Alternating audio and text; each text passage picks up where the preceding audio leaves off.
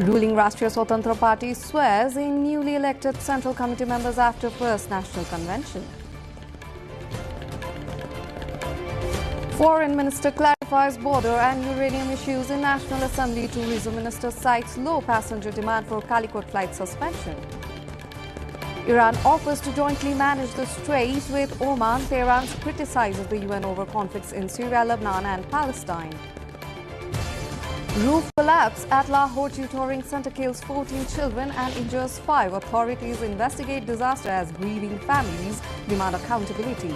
AFC warns Nepal teams face exclusion from continental competitions. FIFA suspension puts NFA's international participation at immediate risk.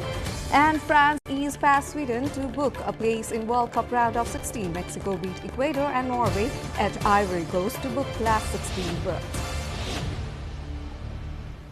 Good evening, I'm Suveksha Rajak and this is NTV World Primetime News. We are coming to you live from Kathmandu at 1900 hours Nepal time. Elsewhere is 13:15 in London, 22:15 in Tokyo and just after midnight in Sydney. Now the news in detail. Rashtriya Swatantra Party RSP has sworn in its newly elected office bearers and Central Committee members following its first National General Convention. The oath-taking ceremony was held at the party's Chamati headquarters, where President Ravi Lamechhane administered the oath, presented certificates and gifted party bells to the newly elected members. The convention held in Bharatpur from June 21st to 26 elected a 99-member Central Committee along with the party's top leadership. Lamechhane was elected unopposed as president, while Dr. Swarnim Wagle and Sobhita Gautam became vice president. Bipin Kumar Acharya was elected general secretary, with Asim Shah, Hari Dhakal and Nisha Dangi serving as joint general secretaries. The committee includes representatives from open, inclusive, provincial and various community-based categories across all 7 provinces. Foreign Minister Shishir Khanal told the National Assembly that border mapping remains pending in the Susta, Limpiadhura, Lipulek and Kalapani areas, while meetings of the Nepal-India Boundary Working Group continue regularly. He said India has not raised any objection to the ongoing construction of an approximately 1 kilometer embankment in Susta. Responding to lawmakers' question, Khanal also clarified that Nepal has not signed any agreement with any party for uranium mining in Mustang, adding that only preliminary studies have indicated possible deposits. Nepal र भारत बीच सदियौं पुरानो लामो र खुला सिमाना रहेको सर्वविदितै छ। नेपालको हालको अन्तर्राष्ट्रिय सीमा मूलतः सन् 1816 को सुगौली सन्धिद्वारा स्थापित र निर्देशित छ। नेपाल भारत सीमाना अन्तर्गत सुस्ता र लिम्पियाधुरा, लिपुलेक तथा कालापानी क्षेत्रमा नक्साङ्कन हुन बाँकी रहेको छ। Meanwhile, Culture, Tourism and Civil Aviation Minister Khadgaraj Paudel said regular flights at Sundharali Airport in Calicut have not been possible due to low passenger numbers. The National Assembly will hold its next meeting on Thursday, 2nd July at 1:15 p.m. Meanwhile, Culture, Tourism and Civil Aviation Minister Khadgaraj Paudel has warned that building airports without proper planning could result in significant financial losses for the state. Speaking at the meeting of the House of Representatives International Relations and Tourism Committee, he said airports should serve not only as transport hubs but also as drivers of tourism. Paudel noted that despite modern infrastructure and Pokhara and Bhairava international airports both continue to struggle because of low passenger traffic. He stressed the need to improve tourism infrastructure and policy implementation to meet visitor targets. पर्यटकहरूको संख्यालाई नेपाल भित्राउन आवश्यक पर्ने पूर्वाधारको विकास हामीले कुन तहसम्म गर्ने हो, कहिलेसम्म गर्ने हो, त्यसमा हामी केन्द्रित हुनुपर्छ र नीतिगत रूपमा त्यसको टुङ्गो लगाउनुपर्छ। पहिला जस्तो हचुवाको भरमा एयरपोर्ट बनाउने हैन, देखियो त पोखराको एयरपोर्टको पारा पनि देखियो, भैरवाको एयरपोर्टको पारा पनि देखियो र अहिले त्यसलाई सञ्चालन गर्नुपर्ने दायित्वमा आफू यहाँ बसिरहँदा केही न केही प्रगतिका समाचार तपाईले सुनिराख्नु भएको छ। धेरै एयरलाइन्स कम्पनीहरू आउन तयार हुनु भएको छ, अलग चीज हो। तर उहाँहरू पनि कहिलेसम्म आउनुहुन्छ भने जबसम्म प्यासेन्जर पाउनुहुन्छ। हामीले कति दिने हो र अब दिन सक्नु छुट दिँदा अब आएकोमा उल्टो पैसा दिए मात्रै हो। त्यहाँ आउनुहोस् खाली सिट रहेछ भने पैसा दिन्छ भनेर पनि उडाए मात्रै हो। त्यो त सम्भव छैन, हामी जस्तो मुलुकले त सम्भव छैन। Committee members urged the government to ensure regular operations at the two airports, while the minister acknowledged that essential services such as medical centers, visa facilities and immigration remain inadequate for outbound migrant workers.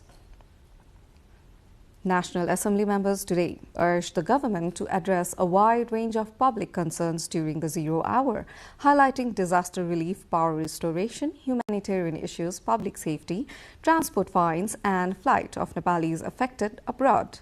Lawmakers also criticized the government's failure to respond to questions repeatedly raised in Parliament and demanded greater accountability. Among the issues raised were relief for families displaced by floods and landslides in Songkhla Sabha, concerns over the treatment of evicted squatters, the deaths and disappearances of Nepalis who traveled to Russia, and the safety of women and girls. Responding to the concerns, National Assembly Chairman Narayan Prasad Dahal directed all concerned ministers to answer issues raised during urgent time 0 hours, special sessions and discussions on provincial matters in future assembly meeting.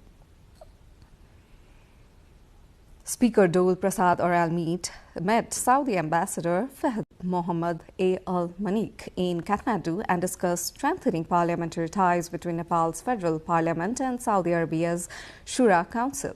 Oral highlighted the newly formed Nepal-Saudi Parliamentary Friendship Group and expressed hope for closer cooperation. He also appreciated Saudi support for Nepali migrant workers. The ambassador reaffirmed commitment to expand cooperation in labor, trade, investment, tourism and people-to-people ties. Both sides noted upcoming 50 years of diplomatic relations and over 384,000 Nepalis working in Saudi Arabia. The Ministry of Land Management, Cooperatives, Federal Affairs and General Administration has sought clarification from 23 local governments for failing to present their annual policies, programs and budgets for the 2083-84 fiscal year within the legal deadline. The ministry has instructed the concerned municipalities and rural municipalities to submit an explanation within 3 days, detailing the status of budget preparation and the reasons for the delay. Under existing laws, local governments must approve their budgets through the municipal executive and present them to the municipal assembly by Ashar 10 before endorsing them by the end of the month. The ministry said its records show that several local bodies missed the statutory deadline. It has also asked them to provide the schedule of upcoming council meetings to ensure the budgets are endorsed on time and legal provisions are fully implemented. We are going for a short break here. More news coming up. Do stay tuned with us.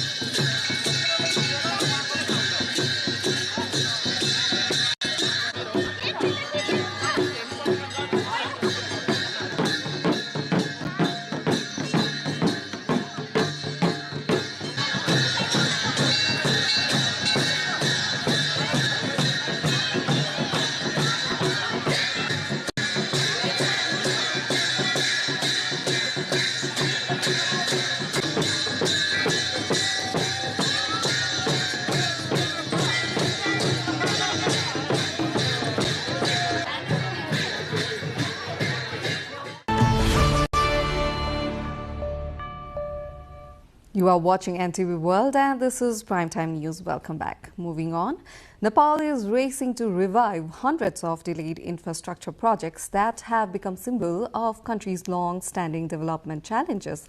With key construction materials now available and stalled project under review, officials are aiming to bring more road networks back on schedule. We have a report.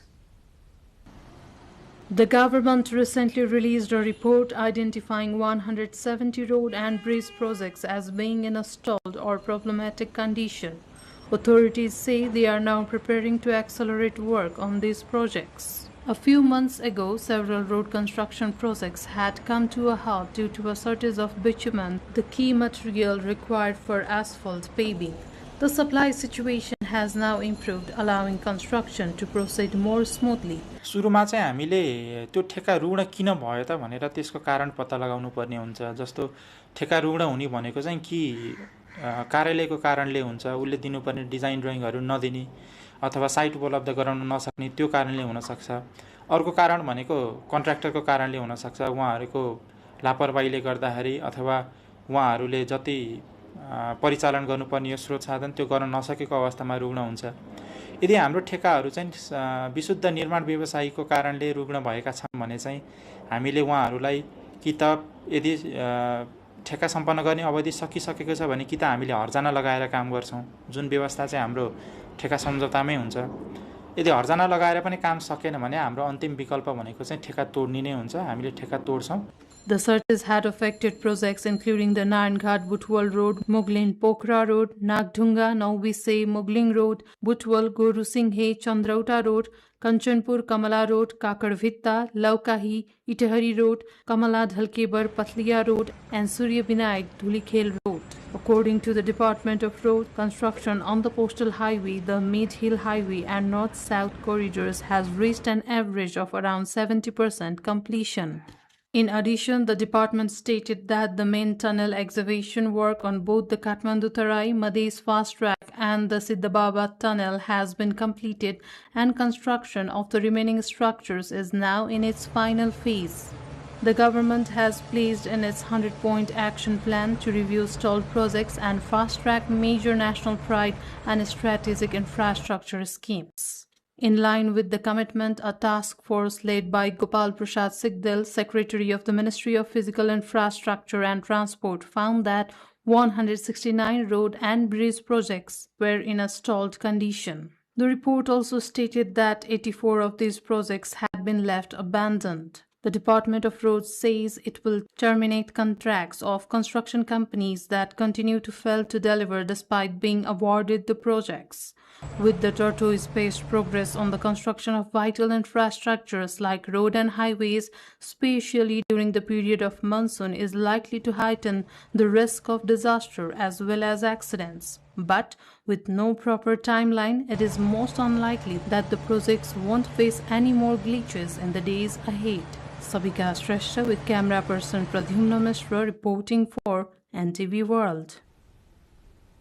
Flood fears have returned along the Mahakali River as damaged embankments in Kanchanpur remain unrepaired 2 years after major floods.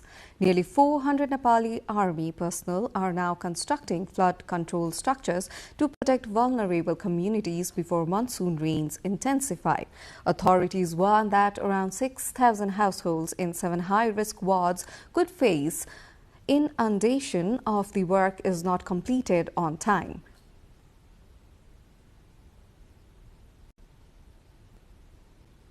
Local residents are urging the government to prioritize disaster preparedness and risk reduction instead of relying mainly on rescue and relief after disasters occur.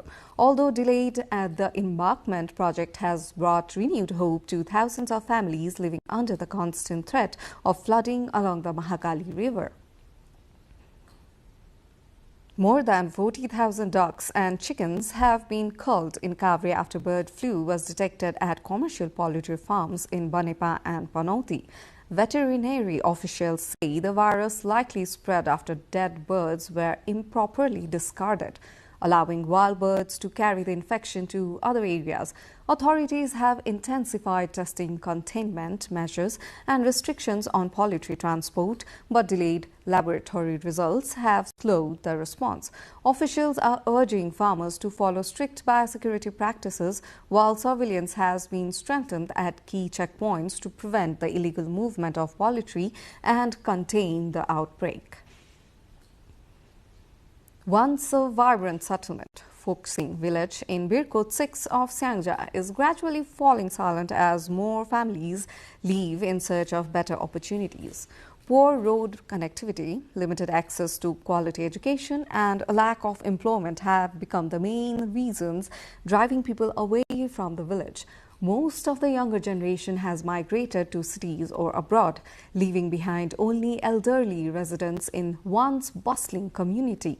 Locals say finding help during emergencies has become increasingly difficult. The declining population has also affected local transport services, with vehicle operators and drivers struggling to make a living. According to municipal records, 425 people from 117 households migrated from Birkot municipality during the last fiscal year alone. In Foksing village, 70 out of 155 households have already relocated, reflecting the growing trend of rural depopulation. International news coming up next. For now, a short breather.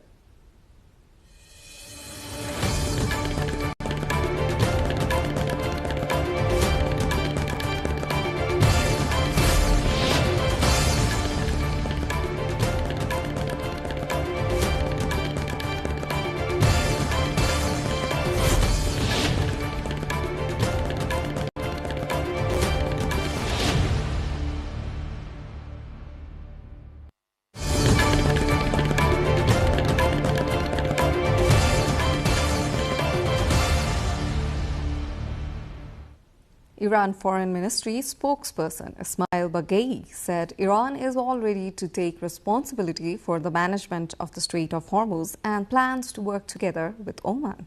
Speaking at a weekly press conference, Baghei said the issue was also raised during the visit of Parliament Speaker Mohammad Bagher Ghalibaf to Oman, where both sides discussed coordination on maritime affairs. در رابطه با تنگه هرمز تکلیف خیلی روشن هست. بند 5 یادداشت تفاهم مسئولیت جمهوری اسلامی ایران رو خیلی صریح بیان کرده. خب مسئولیت ایران روشن هست. ما از خیلی وقت قبل با دوستان عمانی در ارتباط بودیم، مشورت کردیم. بیانیه مشترک ایران و عمان رو ملاحظه بفرمایید. بیانیه‌ای که بعد از سفر آقای غالیباف به اونجا منتشر شد. ما حتما به مشورت‌ها و همکاری‌هامون با عمان برای تنظیم ترتیبات لازم جهت عبور ایمن کشتی‌ها ادامه خواهیم داد و در این حال همونطور که عرض کردم خدمتتون این مسئولیتی است که جمهوری اسلامی ایران مصمم هست طبق بند 5 یادداشت تفاهم اجرا بکنه و در این زمینه تدابیر لازم رو اتخاذ خواهد کرد. He also criticized the United Nations, saying the lack of preventive decisions encourage attacks in Syria, Lebanon and Palestine. Now moving on, ship traffic near the Strait of Hormuz have picked up after a brief slowdown linked to recent US-Iran strikes, according to maritime tracking data. Several vessels have been seen anchoring off the United Arab Emirates' eastern coast, close to the strategic waterway. The increase in movement comes as shipping operators continue monitoring security risk in one of the world's most important maritime routes.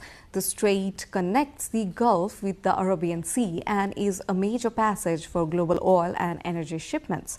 Despite heightened tensions, maritime activity has continued as vessels adjust routes and operations in response to regional developments. Similarly, Iran says it was unable to export any oil during a recent U.S. blockade on its ports, according to Chief Negotiator Mohammad Bagher Ghalibaf. He said oil exports have since resumed, with more than 40 million barrels shipped after the restrictions were lifted. The comments come as Tehran highlights the impact of sanctions and ongoing disputes over its energy trade. Cuba says months of negotiations with the United States have failed to produce progress as tensions between the two countries continue. Foreign Minister Bruno Rodriguez said Havana remains open to dialogue despite what he described as continued pressure from Washington. The talks come amid long-running disputes between the two nations over sanctions, economic restrictions, and Cuba's political system. U.S. President Donald Trump has criticized a Supreme Court decision rejecting his attempt to limit birthright citizenship and urged Congress to pass related legislation. Trump described the ruling as harmful to the country and said lawmakers could address the issue through new laws. The decision concerns the constitutional principle that people born in the United States generally receive citizenship at birth. The issue has been a major part of debate over immigration policy in the United States for decades. The ruling and Trump's response are expected to continue political discussions over the future of citizenship rules in the country. More international news and sports update coming up. For now, a short breather.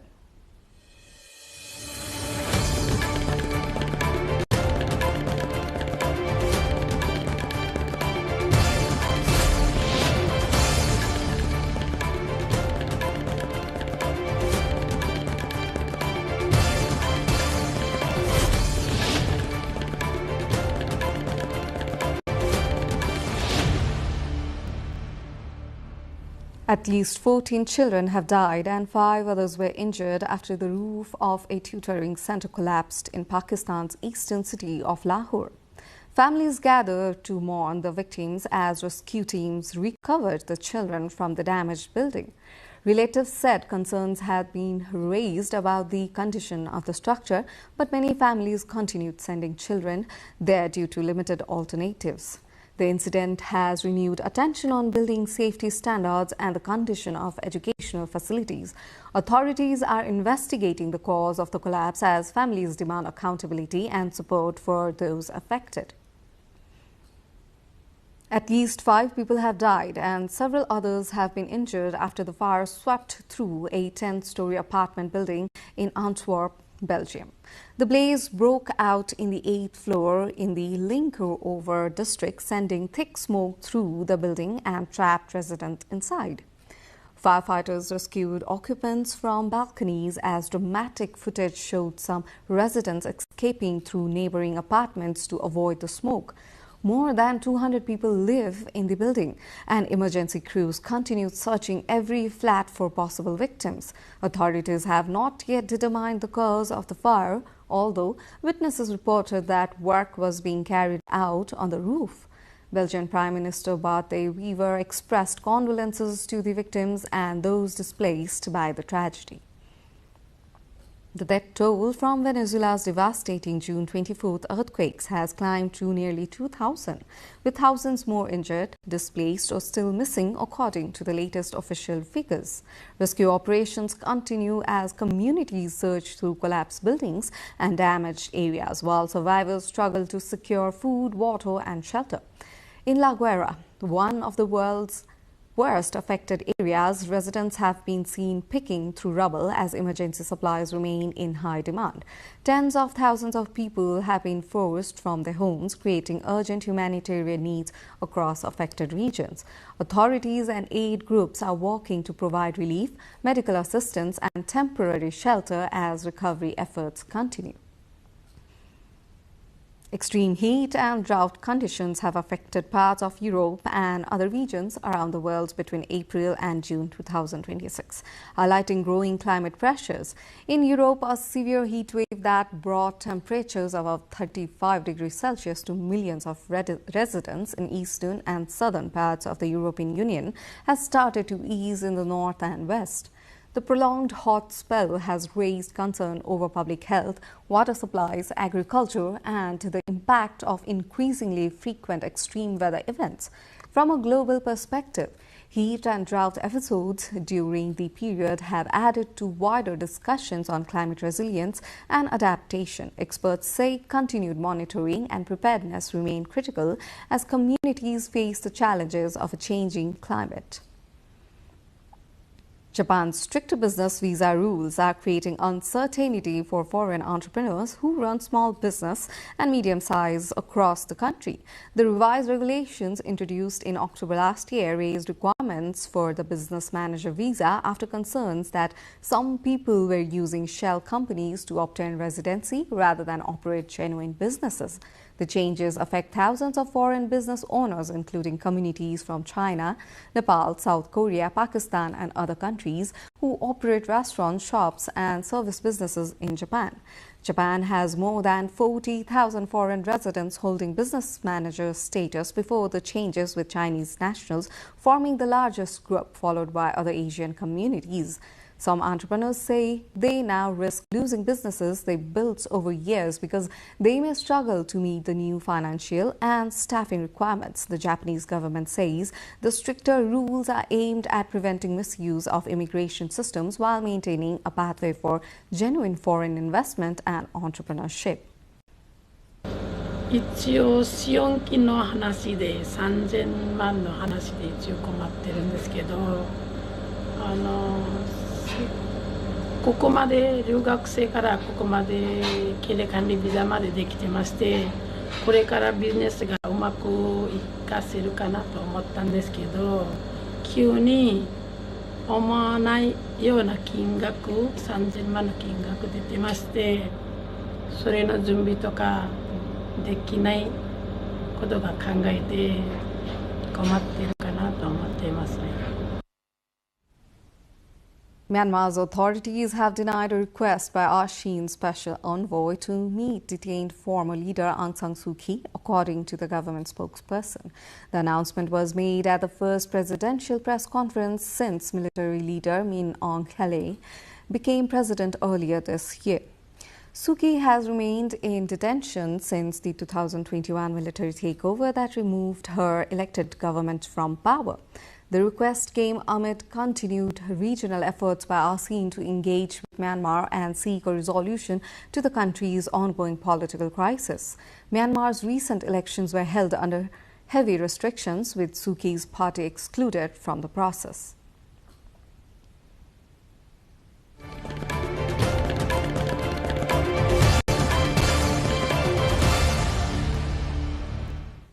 Time now for sports news.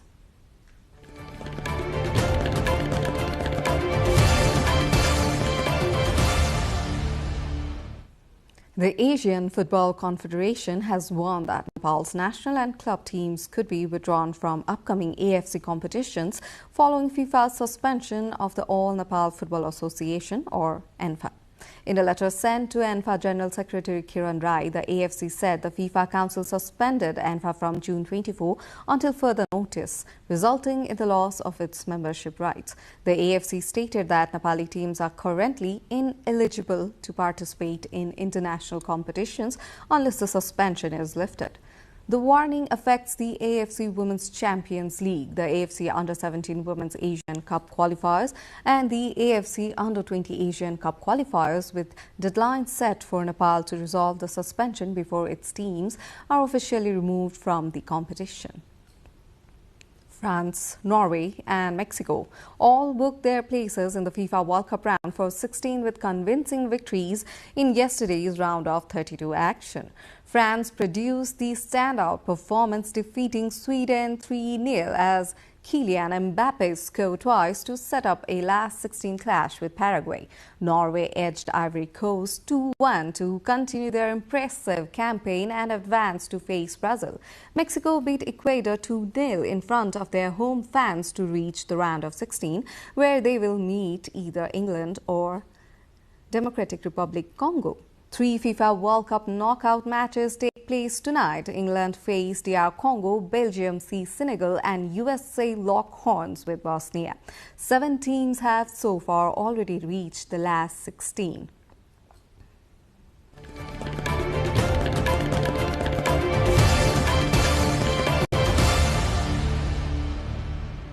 And before we wrap up, here's a reminder of our top stories. Ruling Rashtriya Swatantra Party swears in newly elected Central Committee members after first National Convention. Foreign Minister clarifies border and uranium issues in National Assembly. Tourism Minister cites low passenger demand for Calicut flight suspension.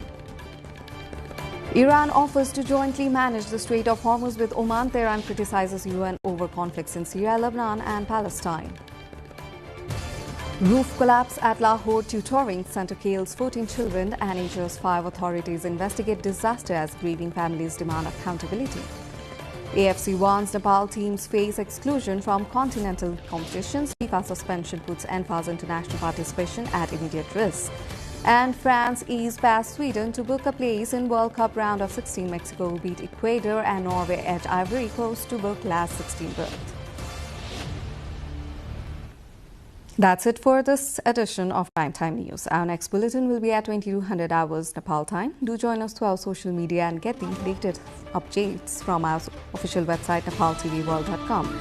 I'm Suveksha Rajak and thank you for staying with us. Have a wonderful evening ahead.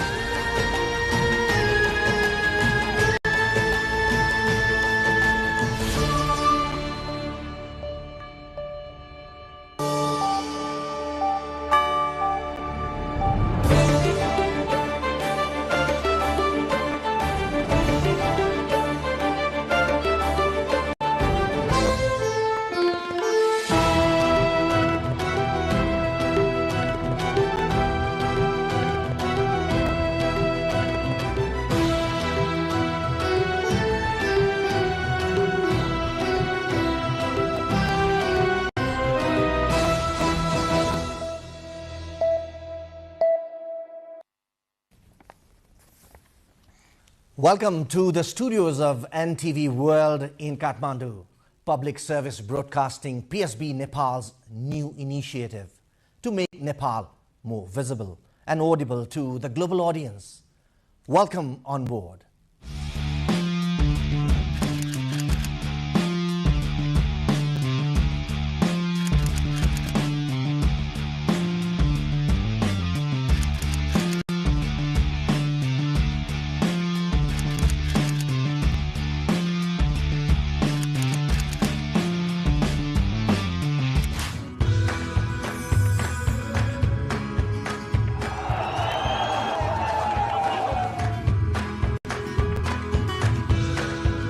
Of a changing planet. NTV World, Nepal's perspective to the world. Exploring the heartbeat of Nepali creativity. This is NTV World. The power of story shaped by technology. NTV World. Unearthing Nepal's hidden heritage. Discovering the timeless Nepal. Telling stories that endure across centuries. Where culture breathes, stories bloom. When the world moves, we make a sense of it. NTV World. Taste of Nepal. Every recipe, every flavor tells the story. Journalism in the digital age. Fast, focused, verified. Stories hold power. Stories reflecting life. Stories of the hinterlands. Reporting for NTV World. This is NTV World. Welcome to News Hour. This is NTV World. Welcome to Primetime News. One story at a time. Crossing borders, connecting voices, where Nepal meets the world in dialogue. This is NTV World, Nepal's perspective to the world. Voices that connect Nepal to the world, bringing perspective, region and relevance to every story. NTV World, Nepal's perspective to the world. Stand by. Mic is on. 3, 2, 1, cue. We are NTV World.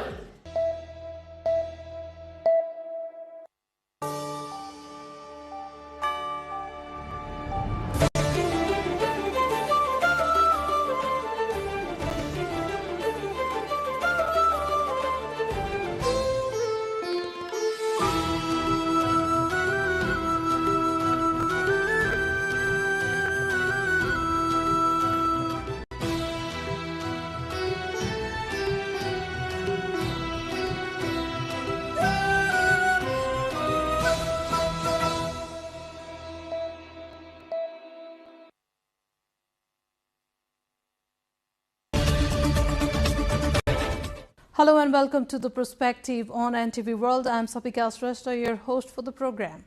From major headlines to the issues behind them, we break down the week's top stories and explore how they are shaping the path forward.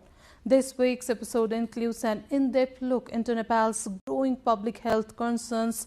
We delve into the bird flu outbreak spreading across 11 districts of Nepal, the role of infected crows in transmission, and the urgent call for stricter biosecurity measures at poultry farms to curb further spread.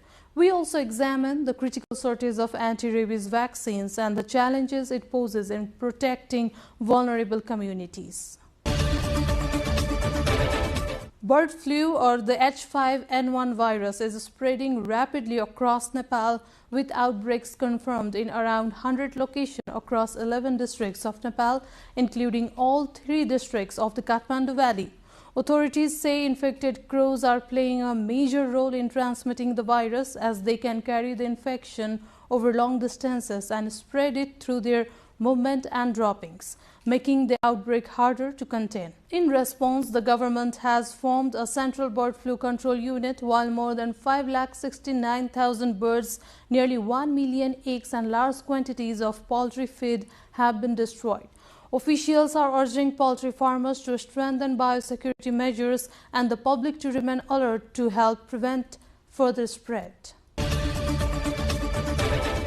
As bird flu spreads across 11 districts of Nepal, authorities and veterinary experts have intensified calls for strict biosecurity measures at poultry farms to contain the outbreak and prevent further transmission. Farmers in this regard have been urged to strengthen hygiene practices, limit farm access, and ensure proper disinfection of equipment and vehicles to curb further spread. As bird flu continues to spread across 11 districts of Nepal, authorities and vet experts have urged poultry farmers to strictly follow biosecurity measures to contain the outbreak and prevent further transmission. The government has advised farmers to enforce stringent health and safety protocols at poultry farms, particularly in affected areas. Farmers have been asked to restrict unnecessary entry into poultry farms, ensure transport vehicles are thoroughly disinfected before entering the farms, and seal the openings to prevent wild birds from entering into the poultry houses. Vet experts say strict adherence to these biosecurity measures is one of the most effective ways to reduce the risk of transmission of bird flu.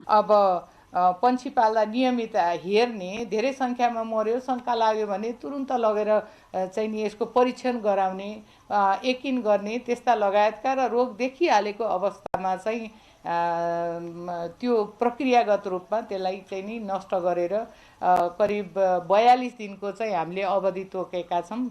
त्यो फार्ममा अब virus छैन है भन्ने किसिमबाट प्रक्रिया गर्न, त्यसमा विभिन्न समयमा चाहिँ निसंक्रमण चाहिँ गर्ने त्यस्ता विधि अपनाउनु पर्यो. Experts have also urged poultry producers and traders to obtain mandatory veterinary certification before transporting birds and poultry products, ensure regular vaccination of poultry, and immediately report any unusual illness or mass deaths of birds to the nearest livestock service office. Vet experts meanwhile said consumers should not fear eating poultry meat that has been properly inspected before reaching the market. They stressed that poultry should only be supplied to markets after undergoing health inspections. According to the Department of Livestock Services, authorities have called 569,858 birds as part of the containment efforts.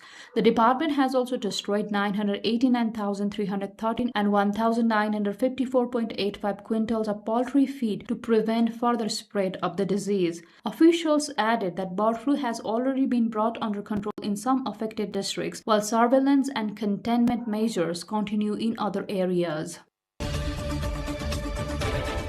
With bird flu infection spreading across 11 districts of Nepal, the public is asking the same questions. Is it safe to eat chicken meat and eggs?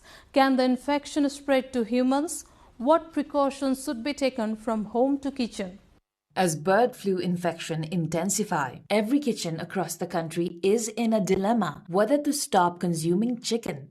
But experts advise not to stop eating meat and eggs, but to avoid consuming them raw or undercooked. Although bird flu has spread across 11 districts in Nepal and millions of birds have been destroyed, the disease does not directly transmit to humans. However, precaution is essential. Since the outbreak began in Morang on March 17, it has now spread to 90 places in 11 districts. To control the infection, more than 570,000 birds have been destroyed, and about 990,000 eggs and 195,000 kilograms of feed have been safely managed, according to the Department of Livestock Services. जसले त्यो मासु पकाउनुहुन्छ उहाँले सकेसम्म त्यो नाङ्गो हातले नछुने छुनु पर्यो भनेदेखि चाहिँ उहाँहरूले हात चाहिँ सफा गर्ने र पकाउँदाखेरि 70-75 डिग्री सेल्सियसमा चाहिँ पूर्ण रूपमा भाइरस नष्ट हुने र एउटा कुरा हजुरलाई भनौँ कि यो अन्डा र मासु सेवनबाट अहिलेसम्म बर्ड फ्लू रोग विश्वमा कहीँ पनि यो बर्ड फ्लू रोग संक्रमण भएको पुष्टि नै भएको छैन। त्यसैले गर्दाखेरि यो भाइरस चाहिँ हिट अथवा तापसँग अत्यन्त संवेदनशील हुन्छ। After the infection reached Kirtipur in Kathmandu and Jawlak Hill Zoo in Lalitpur, the zoo has been closed indefinitely. Strict biosecurity and sanitization measures have been enforced to prevent further spread. निसंक्रमण गर्ने कामहरु नै मुख्य हो जुन बायोसेक्युरिटीको कुराहरु त्यसमा चाहिँ तपाईको फुटपाथलाई चाहिँ फुटपाथदेखि लिएर इन्क्लोजरमा भयो अथवा चाहिँ इन्क्लोजर बाहिर भयो त्यसैगरी कतिपय चाहिँ तपाईको जीवजन्तुलाई चाहिँ उपचारकै भनौं न सेकेन्डरी इन्फेक्सन नहोस् भन्नको लागि पनि त्यसको चाहिँ उपचारको कुराहरु भए। Currently, H5 and H9 strains of bird flu virus have been detected in Nepal. Doctors say H5 is considered more dangerous. Poultry workers and meat processors who are exposed to the danger have been advised to pay special attention to biosecurity. However, the consumption of poultry and eggs has not come down by much in major cities, showing either public negligence or sign of resilience. Meanwhile, Nepal is also grappling with a growing shortage of anti-rabies vaccines as dog bite cases continue to rise, heightening concerns ahead of the monsoon season with supplies running low in several regions. Every year, more than 100 people die of rabies transmitted by bites from animals in Nepal. Anti-rabies vaccine ARV is a lifesaver for thousands in the country, mostly in rural areas. However, the country is going through an acute shortage of the life-saving drug ahead of the monsoon, when the infection is effectively more higher. Here's a report. The demand for anti-rabies vaccination at Sukraraj Tropical and Infectious Disease Hospital in Kathmandu has risen. The crowd has increased because hospitals in districts and provinces are facing acute shortage of the vaccine. According to hospital statistics, around 200 new service seekers arrive daily to receive the anti-rabies vaccine or the ARV. Since the vaccine requires 3-4 doses, including follow-up visits, around 600 people visit the Teku-based hospital every day for this vaccine. While some hospitals have managed vaccine supplies and continue providing services, provincial and district-level hospitals lacking vaccines have made it difficult for the public. This is forcing many people to travel to federal capital Kathmandu-based Sukraraj Tropical and Infectious Disease Hospital. बजारमा फैलिरहेको छ भ्याक्सिनको अभाव छ भन्ने कुरा yes अस्पतालमा आएका आजसम्म आएका बिरामीहरू चाहिँ कुनै पनि भ्याक्सिन नपाइकन फर्केको अवस्था छैन. Doctors say since rabies is a fatal disease, once bitten, people should get vaccinated as early as possible. But the scarcity of vaccine in provincial hospitals is exposing public to serious health hazard. जनावरले टोक्यो र मानिसले समयमा rabies विरुद्धको vaccine चाहिँ लगायो भने हामी रेबिज विरुद्ध 100% जोगिन सक्छौं. According to government statistics, around 100 people die from rabies each year in Nepal. According to statistics received from Sukraraj Tropical and Infectious Disease Hospital, around 20 people are admitted in the hospital annually. This appalling data comes in the backdrop of country's target of eliminating rabies by 2030. With camera person Anup Khimire, Sabika Shrestha, NTV World. Likewise, shortage of anti-rabies vaccine in Sudur Pashchim province has forced people bitten by dogs, monkeys and other animals to purchase the vaccine from private pharmacies or rush to Kathmandu. The ARV vaccine, which is normally provided free of cost by the government, has been unavailable in most health facilities across the province since the first week of mid-May. The shortage of anti-rabies vaccines in Sudur Paschim province has emerged as a serious public health concern. The federal government has not supplied any new anti-rabies vaccines ARV to the province since January. As free vaccines are no longer available at the hospitals and primary healthcare centers, many citizens are being forced to bear additional financial burdens. The stock procured within the allocated budget of 6.2 million Nepali rupees by the provincial government lasted only until mid-May. Since then, shortages of both vaccines and funding have affected health facilities across the province. As a result, patients exposed to animal bites are being advised to purchase vaccines from private pharmacies.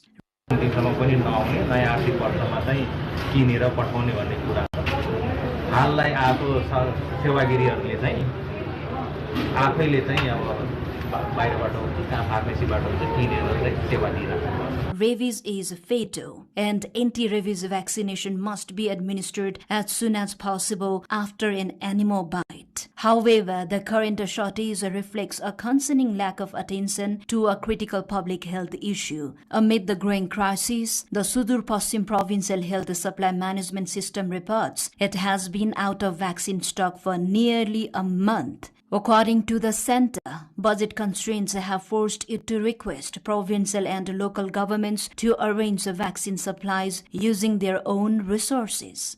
मागदेखि चाहिँ संघीय सरकारबाट आपूर्ति नभएको अवस्था छ भने हामी प्रदेश सरकारले पनि 62 लाख रुपैयाँ चाहिँ विनियोजन गरेको छ र यस प्रदेश स्वास्थ्य आपूर्ति व्यवस्थापन केन्द्रले पनि सो रकमको गत कार्तिकमै टेन्डर आह्वान गरेर सो सम्बन्धी खोपहरू चाहिँ आपूर्ति गरेर अहिलेसम्म यो जेठको पहिलो सप्ताहसम्म चाहिँ हामीले चाहिँ त्यो अतिरिक्त जुन हामीले यताबाट खरिद व्यवस्थापन गरेको थियौँ त्यसले चाहिँ धानेको थियो। अहिले चाहिँ अझै पनि माथि विभागबाट चाहिँ अथवा संघीय सरकारबाट चाहिँ खोप प्राप्त नभएकोले चाहिँ अहिले सबै ठाउँ चाहिँ अभाव भएको देखिन्छ। Where the federal supplies are failing to arrive on time and provincial funds already exhausted, citizens are being compelled to purchase a life-saving vaccine that should otherwise be available free of charge. Given the fatal nature of rabies, authorities must act urgently to ensure the immediate access of vaccines and establish a sustainable long-term supply management system to prevent shortages in the future. Now to delve more on this issue, we are virtually joined by Dr. Sher Bahadur Poon, Chief of the Clinical Research Unit at Sukaras Tropical and Infectious Disease Hospital. Welcome to the Perspective, sir. Thank you. So from a public health and infectious disease perspective, how would you assess the current bird flu outbreak in Nepal? Well, first, this outbreak causing devastating financial losses for the farmer due to forced killing birds, the mandatory destruction of the eggs, extended farm quarantines. Secondly, since it's a highly dangerous with a high mortality historically, there's still risks of this virus to those people who are actually directly contact with those infected birds. So why is bird flu infection or outbreak coming in Nepal? Well, although there is no comprehensive studies is available, probably it's due to wild birds active movement from one place to another place, probably from somewhere to Nepal, and which carry the virus and often show no symptoms and probably transmit it to the domestic poultry, that is like chickens or dogs, through its contact, which share, for example, shared water source or contaminated dropping. Probably these are the main reason that we are now observing the outbreak of the bird flu. And what are the risks of spreading virus to humans? Crows are the main reason. I mean, they are spreading the virus into our poultry farm, and that's why we are observing these things. Actually, they can transmit the virus when they are infected with the virus, and they pose even high transmission risks because to human as well, because they are highly mobile, frequently visit house to house, especially in Nepal, and that pose to human as well, and capable of spreading the virus for up to 21 days. So what precautions should the public and poultry farmers take to reduce the risk of infection and help contain the outbreak? The human also need to take a precautionary measures, and the farmers have to must implement the strict biosecurity to prevent the introduction and the spread of the virus. Likewise, those who are involved in transportation of the chicken and chicken vendors and the butchers must also strictly implement the biosecurity and hygiene measures. I think that's the main point right now we have to take into account. If the number of spread goes on increasing, what would be the worst consequence of bird flu? The economic loss, heavy economic loss for farmers, and as well as it's a risk to the human being, as well as we have the history of the infected with the H5N1 bird flu, what we call it as a highly pathogenic avian influenza. The information must be flow from the concerned body to the human, to the population, so that they can alert and aware about the bird flu virus. So now coming towards rabies contamination, with anti-rabies vaccine shortages reported in several districts, how serious is the public health risk, especially as dog bite cases continue to rise these days? The rabies is a fatal disease. First, we have to know about this thing, and the shortage of rabies vaccine definitely delay the vaccination that can lead to the fatal outcomes once the symptoms manifest. So for that, I think we have to talk about, the concerned body again have to educate the people, give the awareness about rabies, how it's spread, and when we have to take the vaccine, and where we can get this the vaccine. So these are all the important things that the concerned body must educate or inform to the general public. Mr. Poon, as you have said, rabies is almost always fatal once symptoms appear. So why is immediate vaccination after an animal bite so critical, and what should people do immediately after being bitten by dogs? The vaccine is critical after the bite, as we also talk about this thing, to prevent the rabies, because a viral infection that is nearly 100% fatal once the symptom appears. Somebody is bitten by the dog, for example, because it's any animal, we can say that. We must immediately flush the bite area with soap and running water, at least 15 minutes. And we can also apply an antiseptic if available. I can say if available, we can use antiseptic to the area and control the bleeding with with the clean clothes, or if available, bandage as well. And of course, most important is you must seek for the vaccination and go to the nearby healthcare center and get vaccinated against the rabies virus. So what urgent steps should Nepal take to strongly prepare and ensure access to life-saving vaccines while reducing the burden of infectious diseases like rabies and bird flu? I guess it's a planning, because without planning, we can't reduce the burden of this rabies or bird flu, because these two viruses are actually have been, one of the public health problem in Nepal.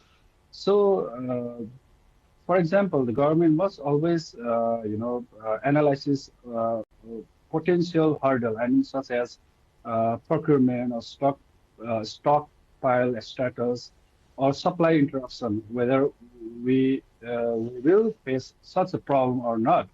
For that, we must have a good planning and implement accordingly. While for the bird flu, I can say that the information must be, flow from the or provide from the concerned body about the biosecurity and hygiene should be provided to the farmers to reduce the bird flu. And definitely, moreover, we must also do the surveillance as well, because for that monitoring or whether we need a killing the birds and those which are infected with the bird flu, and vaccination for especially for the poultry farming areas if needed. So here is what we can say is as long as the government policy must be focused, they should provide the information about the infectious diseases such as rabies or bird flu, and further preventive measures that they have to provide that kind of information to the general public. And I think these are the main things that the concerned body must be done. So these are all things that we can prevent from the these infectious diseases. Lastly, Mr. Poon, as you have been in closely contact with the patients, people of what age group and of which geographical area are found to be mostly affected? Actually, the most of the cases, I think, if we look at the data, then they are reported from out of the Kathmandu city, and probably because there is probably time to time there is the shortage of the rabies vaccine, and that is one of the main key reason to observing the rabies cases. At the same time, they are also lacking of the information about rabies, because some people who infected with rabies, according to them, they didn't go to the healthcare center to get vaccinated, because they thought that it's not necessary, because the wound is very small, or the dog is very small. I mean, they are puppy. Of course, they are stray dog, but they are puppy. I mean, the size is very small.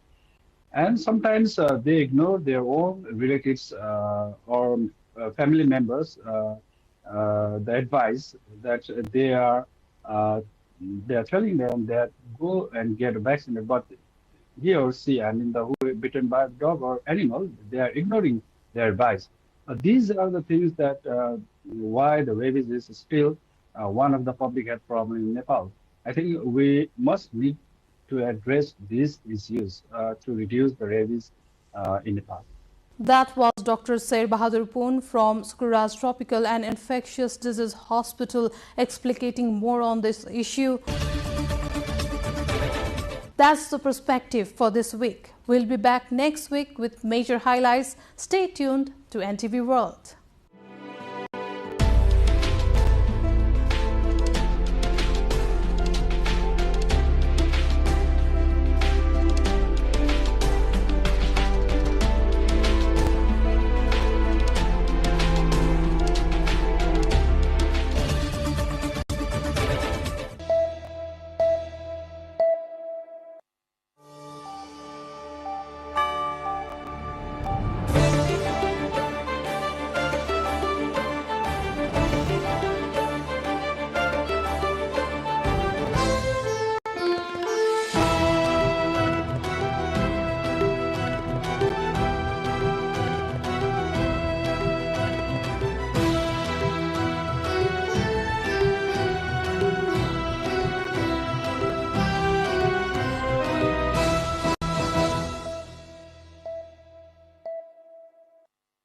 Nepal is lucky.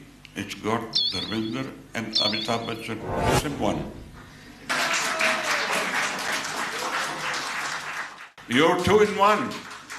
Two superstars in one superstar. But nonetheless, thank you. Thank you so much. But then tell us more about Sholay.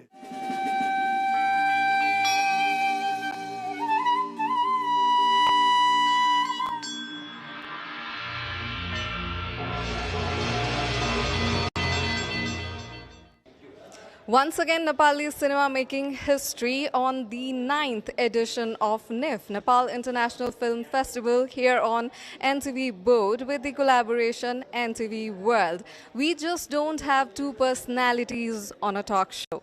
We have two legends. One is Mr. Rajesh Hamal, the superstar of Nepali cinema film industry, and the other one, who is the blockbuster director, none other than Mr. Rajesh Hamal and Mr. Ramesh Sippi.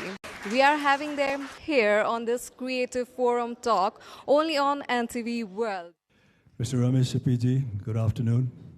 Namaskar. Namaskar, and welcome. Welcome to Kathmandu. Thank you. Is this your first time? No, this is my third trip. A third trip. Yeah, it's an absolutely pleasure. Welcome to Nepal once again, you know. Unfortunately, we're meeting at a very tumultuous time. You know, the world is going through. You know, they're hell bent on destruction and domination. You know, I think the onus lies on the creative people. You know, to spread their good words about collaboration, humanity, human emotions, human value, just to offset the balance. Absolutely agreed. Right, and I think we should speak up and then spread our narration through our arts, through our... Yeah, because you have a voice, you have people listening. Right. And you have that command. So whatever you say, it will carry some weight. Whatever you say will also carry a lot of weight. I haven't met you before, but I, of course, know of you. You have a very illustrious career, illustrious film life that you have spent, and not only you, your father as well. Could you tell us a little bit about you? I mean, most of us know of you pretty well, but nevertheless, can you tell us, like, where you were born, how did it start, and how did your family got into films? I was born in 1944 in Karachi. And... So before the partition? Yes. And about 1947, we moved here immediately after the partition. I mean, I was only 3 years old, so my memory is not very sharp on that. But yes, we started out here. My father went into the construction business, buildings. In Mumbai? In Mumbai. And it was a very strange time because when he advertised a building and a flat, at that time, you were either a landlord or a tenant. So there was no purchase as such. Purchase in a small way. A big bungalow or a big thing belongs to one person? Yes. Otherwise. Because the people would come there and they would say, this wall, this side is mine, and that side, somebody else. So, it was a very strange way, but he started selling. Then 1951, he made a film called Saza. My father. Your father did. His good name was G.P. Shippy. That's right. Right. He's a very prominent filmmaker as well. Yes. Yeah. Devanand, Nimmi, and Shyama. So with these three, he made a film. Because of his construction thing, he kept meeting people from the film line who wanted to buy. Raj Kapoor would come. How did he decide to get into making films from construction? Because those are completely poles apart. Because he was selling. He was making money. People were making, people were coming there to take so then that's how he got. He started off as an investor. Yes, as investors they came in. And that's how he got into it. Well, after that, I was lucky that he was already in, and I worked for about 8 years from 61 to 69. I was just working on the sets in every department possible. And then in 69, I launched my own film, Andaz. You didn't do anything else in life before that? No. I went to London in 61 to do something, to maybe commerce, the college there, but I couldn't get into it. My heart and mind was there, so I rang up my father and I said, can I come back? he did not take even 1 second. He said, sure, if you're not happy, come back. That was... And the first film that you made, was it because you had the passion for filmmaking, or it was like a family business kind of thing? Not at all. It was absolutely my passion. Because everybody said, why are you making a film like this, a widow and a widower? You shouldn't make this kind of film here. It may be a nice film, but people won't like it. So... Andaz, I remember, was very well received, especially that song on a motorcycle. That's right. Zindagi Ek Safar. Yeah, that motorcycle. I mean, I couldn't sing to save my life. Yeah, two iconic ones, because that was the theme of the film. Hai na bolo bolo, papa ko mummy se, mummy ko papa se pyar hai. They were both without a partner, and that's how they come together. So how did that come about? I mean, it was the storyline was a little bit anomaly for its time, and did you come up with this idea yourself? Are you also the writer of your own films, or? Well, you see films, you're inspired, but there's no direct connection. But just felt that we've seen plenty of films, the normal. Why not try something which is a little different? And that was the reason I said, yes, let's do that. Luckily, it worked. But I'll tell you, in the smaller towns, it was still not accepted. Oh, because of the storyline. That storyline. And that told me, listen a bit. So you've got to listen to what people say also. But you've got to take a step forward. But yeah, so those days, the filmmaker had to be extremely conscious about the social values and things like that, and what they would accept, what they would not accept. True. Including how you dress especially the leading actresses and all that. Yes.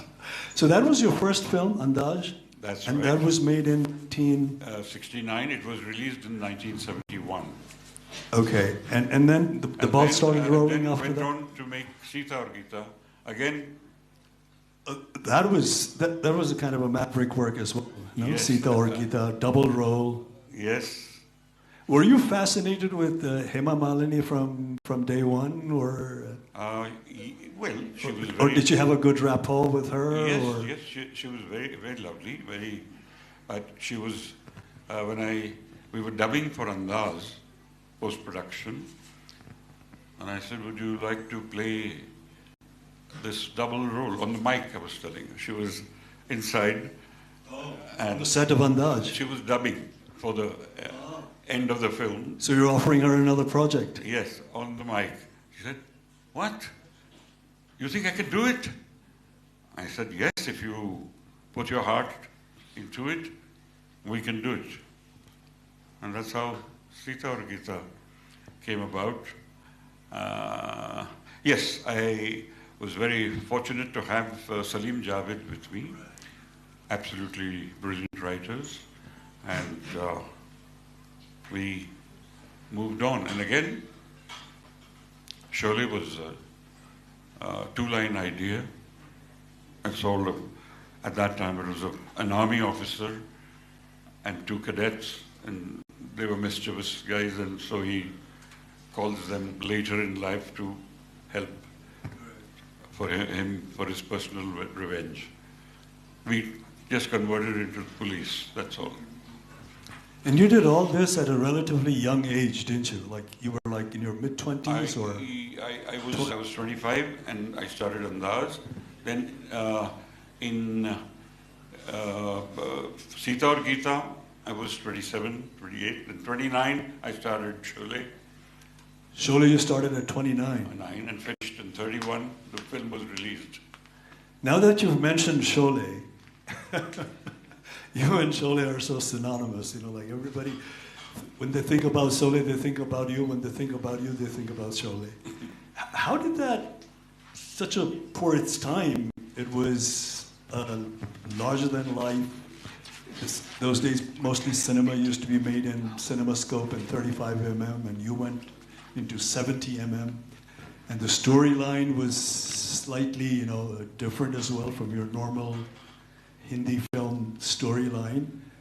And what I can tell by looking at Sholay is maybe there's an element of a Western movie influence in there. You're absolutely right. But you gave such an Indian flavor to it that the Indian audience totally lapped it off. I was always fascinated by the way the Western films were made and those You used to watch a Westerns lot in of particular. Clint Eastwood films? Yes, first the Clint Eastwood films, then the films like Butch Cassidy and the Sundance Kid. And all these Westerns gave a wonderful kind of feel at that time. And so it was not easy to adapt to Indian thing, the Western, but because we had our dacoits and they operated in the Chambal Valley. They could be the baddies, yeah. And I guess circumstances took them to that point. But the way you presented the film and the storyline was so amazing and so different from the kind of films that were being made in that era. You know, like the most prominent thing that I would say of Sholay was that you brought every character to life. When people think of Sholay, they definitely think of you as well, but they think of not just the protagonists, they think of all the characters, from Kalia to Mosti to even the horse, the Basanti. They remember everything. So you brought so much of life to each and every character, whether they were doing the leading role or the side role, but everybody had a prominence present in that film. How did you manage that? From the idea we began with, it turned out to be a very good script. And with that script, while scripting, had a lot of these actors in mind. And very fortunately, all of them agreed to come in. It's very difficult for such a big, so many different actors to come in, big actors. Otherwise, they'll worry what will happen. Was Amitabh Bachchan ji relatively new during that time, or was he? He had just started to come up. His film Zanjeer was released after he signed with us for Sholay. So you got him cheap. I made up for it in the next film. He said, okay, you got me cheap there, now what are you going to give me here? Okay, so much. Nepal is lucky. It's got Dharmendra and Amitabh Bachchan both in one.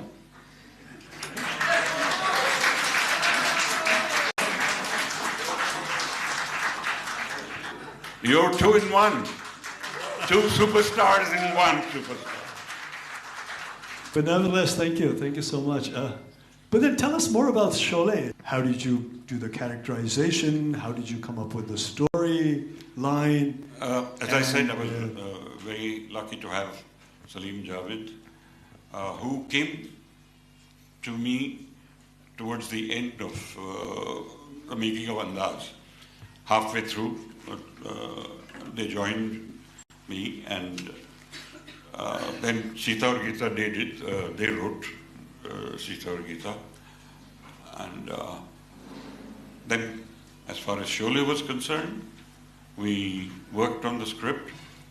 They had an idea, one-line idea. Oh, they had it themselves? Yes, okay. And it was with somebody else who didn't want to make it. Manmohan Desai, I think.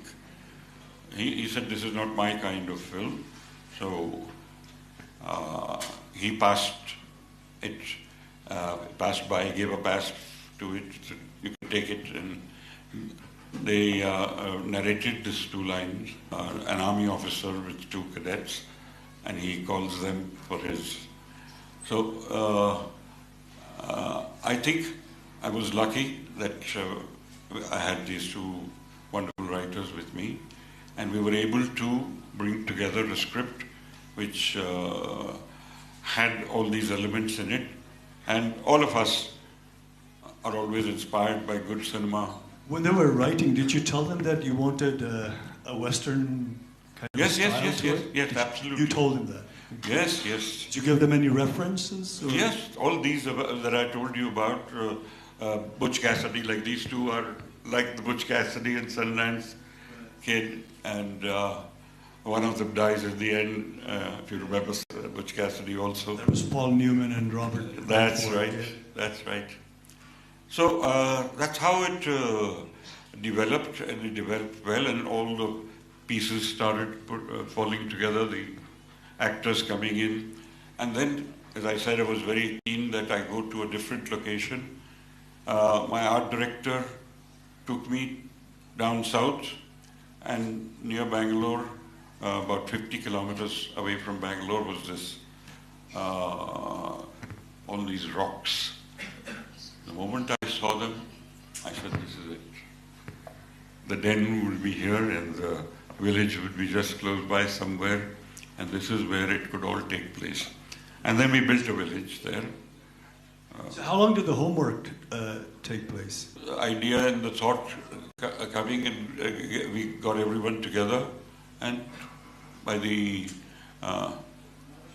coincidentally, the film started on the 2nd of October, 73, October 2nd. And then you had such prominent actors in that film.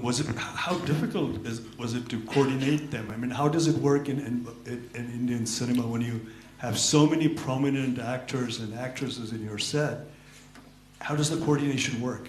Is it a difficult task? I think because there were well-defined roles, so there was no real fear that everyone knew, because if you remember the climax of Sholay, one thing leads to the other, and each actor gets to play his part in such a way that if Dharamji, when he moves away for a short while, and Amitabh takes the bullets.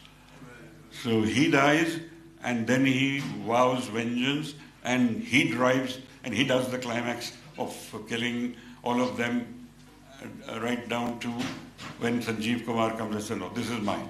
Gabbar is mine. You leave Gabbar to me, because that was why I called you for this. So it all fell in such a way that everyone had his piece, and everyone was satisfied with what he was doing.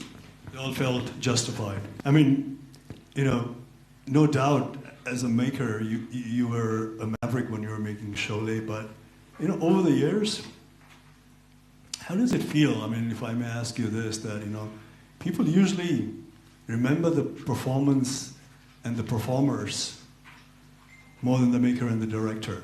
Do you see a quiet injustice in there? Like, when you talk about Sholay, they remember Gabbar Singh, maybe Viru, and what's the other guy's name?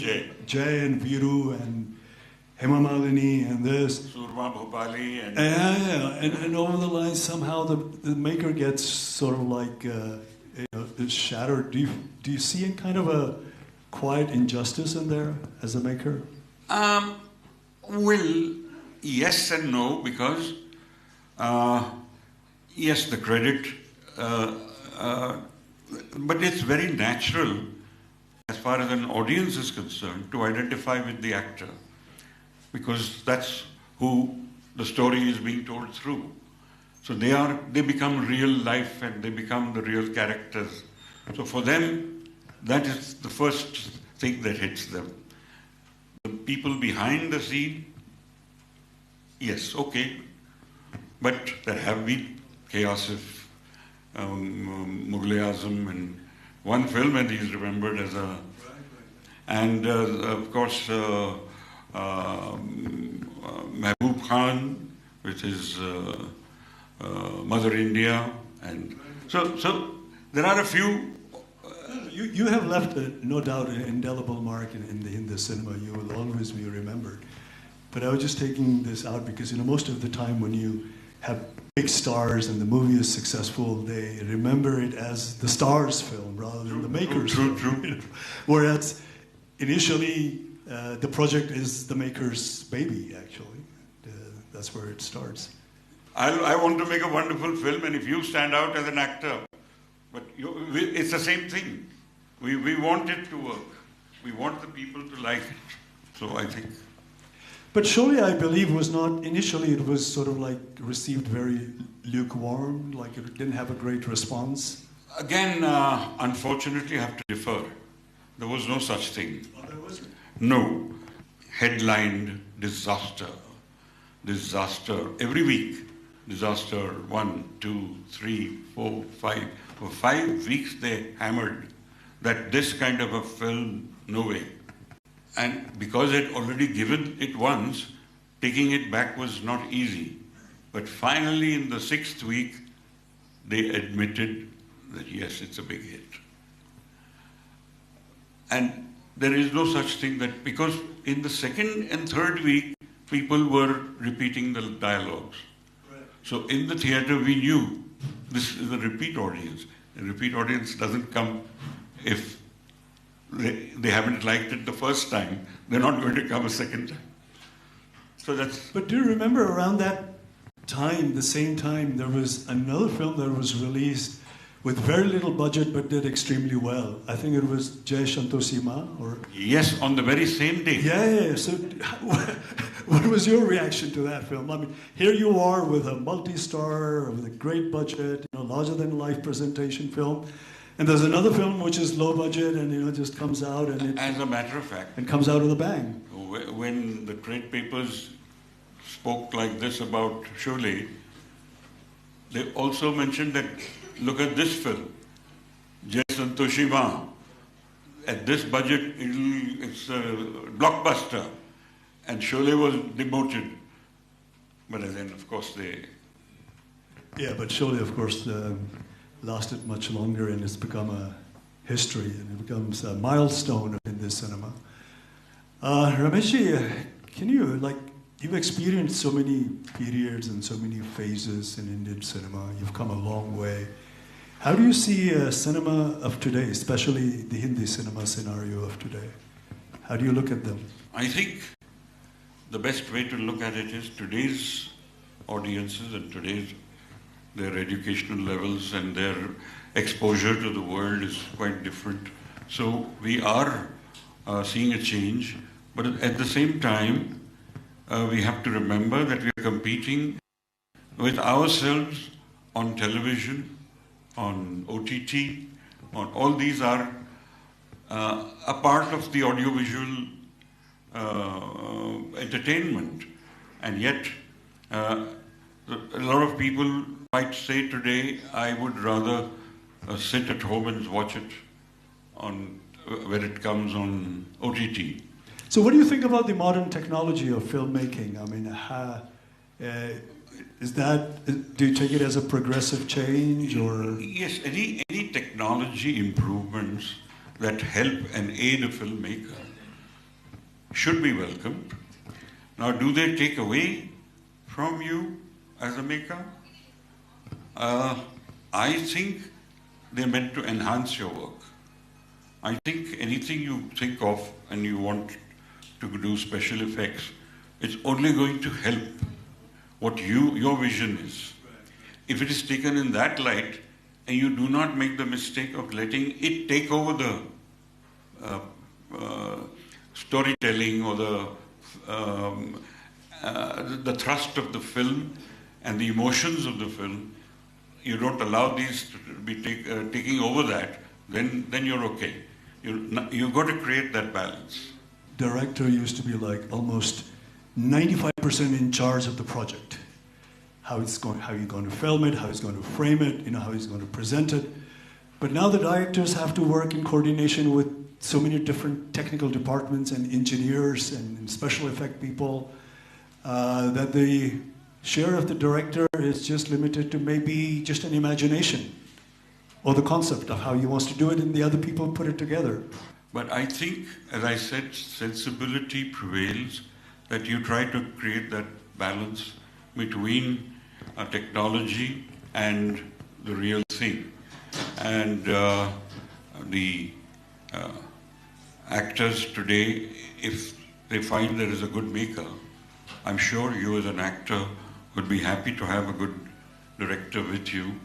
He can only help and guide a little more. You're going to ultimately take, as you yourself said, he gets the maximum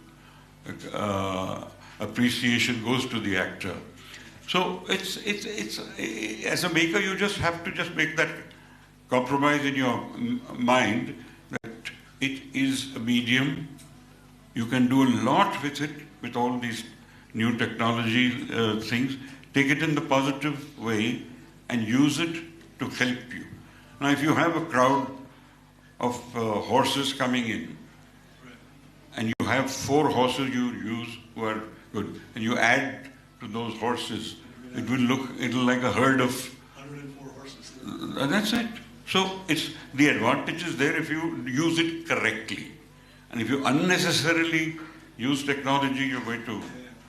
If you had the advantage of using this technology while making Sholay, would Sholay would have been any different? A damn good question, and I don't have an answer. No, but it's done. It's printed. It's a history, and it's a hallmark. Like, you represent Hindi cinema, and most of the Hindi cinemas are like star-driven, and they're the main attractions, and the unique selling point of a film actually becomes the stars and all that. How important is it, in your view, that does an actor like transform himself or herself completely into a character, or does the actor bring his own essence to every role? Does the part of the actor has to be alive in every role, especially the star-driven, or they can succumb themselves totally into a character? I think mostly they can. I think a very, very particular character which calls for a change of image, the actor is excited about playing something entirely different, and the director feels that this is an actor who can, because he's such a good actor, he'll be able to deliver in this kind of a role. Then they work together to change that image which was existent before that. But most of the time, it's the image. I mean, you sort of played in abundance in terms of, relatively, in terms of whether budget or your writers or your technicians. When do you think the creativity actually flourishes? Is it in abundance or in limitation? When Dharmender ji goes up on that tank, now, it's not exactly word by word what was written for him. Then there was improvisation as well. And it had to be because he's in that mood. So that was a combination of the character as well as the actor and the lines and his performance. And I mean, it just all came together so beautifully that today it's a scene which is remembered. And that goes for Mr. Bachchan as well. Does your creativity gets limited if you're working within a limited budget, within limited resources? Does that hamper your creativity as a filmmaker, as opposed to when you have? Unfortunately, my experience is that I had a budget for Sholay, 1 crore, because my previous film, Sita Aur Geeta, cost 50 lakhs. So we said, let's be a bit large-hearted, keep 1 crore for this. But for 73, that was a lot of money. For 1973, that was a lot of money. Yes, but it went on to cost 3 crores. Because it went on and on. Because I've said this before, but shooting the massacre scene of Sanjeev Kumar's family, the Thakur's family, I started to shoot, and after 2 days, the clouds came and the sun went away. So we sat for a day. In those days, the film was such that you could not do anything about it. You had to get some sunlight. You couldn't match it like you do in post-production, as you say. Correct? So otherwise you could have fiddled with it in post-production. But no. And on the 4th day, clouds again. So I asked the cameraman, because the mind started to work. and the texture of the scene changed. I said, if I do it like this, I'll be able to build that, the little wind, and it changed only in terms of what the, not that the dialogues were changed or anything like that. But the sense of it, the point is, it cost me 21 days of shooting because of the weather. I had to wait for the cloudy weather. Then we started to make some thin covers on top to filter, if the sun is there, how to filter it on the sets. Things like that were improvised, and we were able to shoot it. And ultimately, there was no other way but to spend more time and money trying to get what you want. Right. But did you feel that you were taking a risk in terms of money? Like, I tried not to think about it. Right. And my father never said a word to me, what are you doing? So that's where I was very lucky. He just let me do what I was doing. He had the confidence that I was doing the right thing. Suppose you've spent so much of money, so much of time, so much of energy into this dream project of yours, Sholay. And if it had failed miserably in the box office, I wouldn't be here then.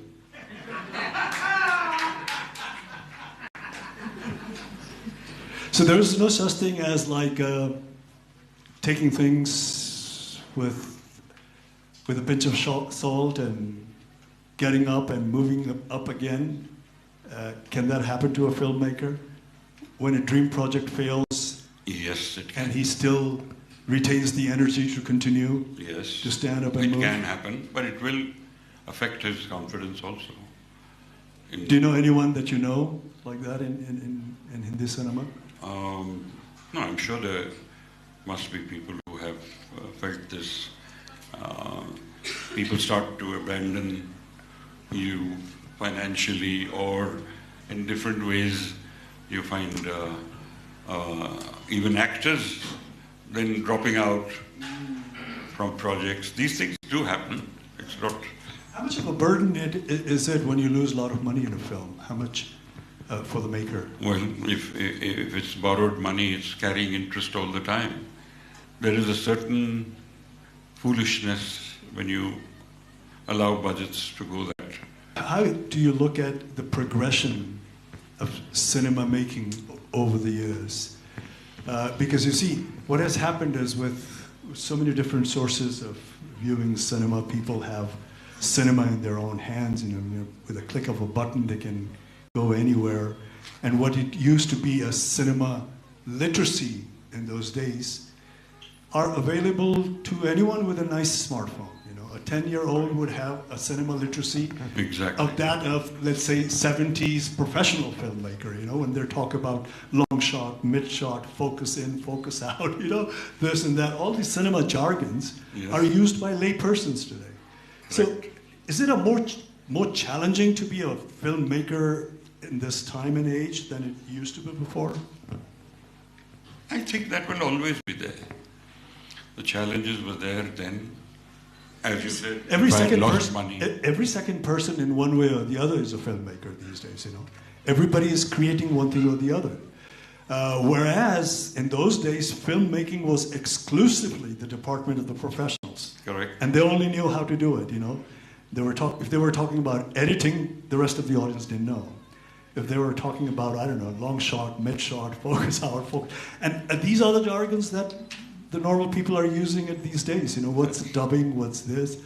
So do you think it's more of a challenge, much more challenging to be a film director in this age and era? Today, yes, I think it is.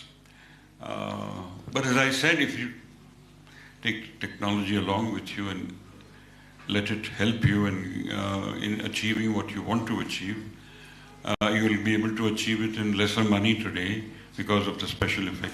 Your knowledge of that technology will allow you to, okay, this I can do.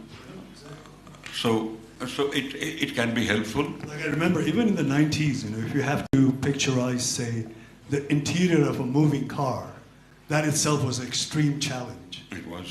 You know, and now you have so many different types of cameras available. You can do it in a flick of a Yes, finger. I remember, because after that, when I made Shan, that started to happen. I used to sit on the bonnet of the car, facing the actor behind the wheel, and the co-artist with the actor in front, and you're going through, and the crowds, you have to avoid the crowds because you'll see them. So all these factors were there, and it was very difficult to shoot within the city.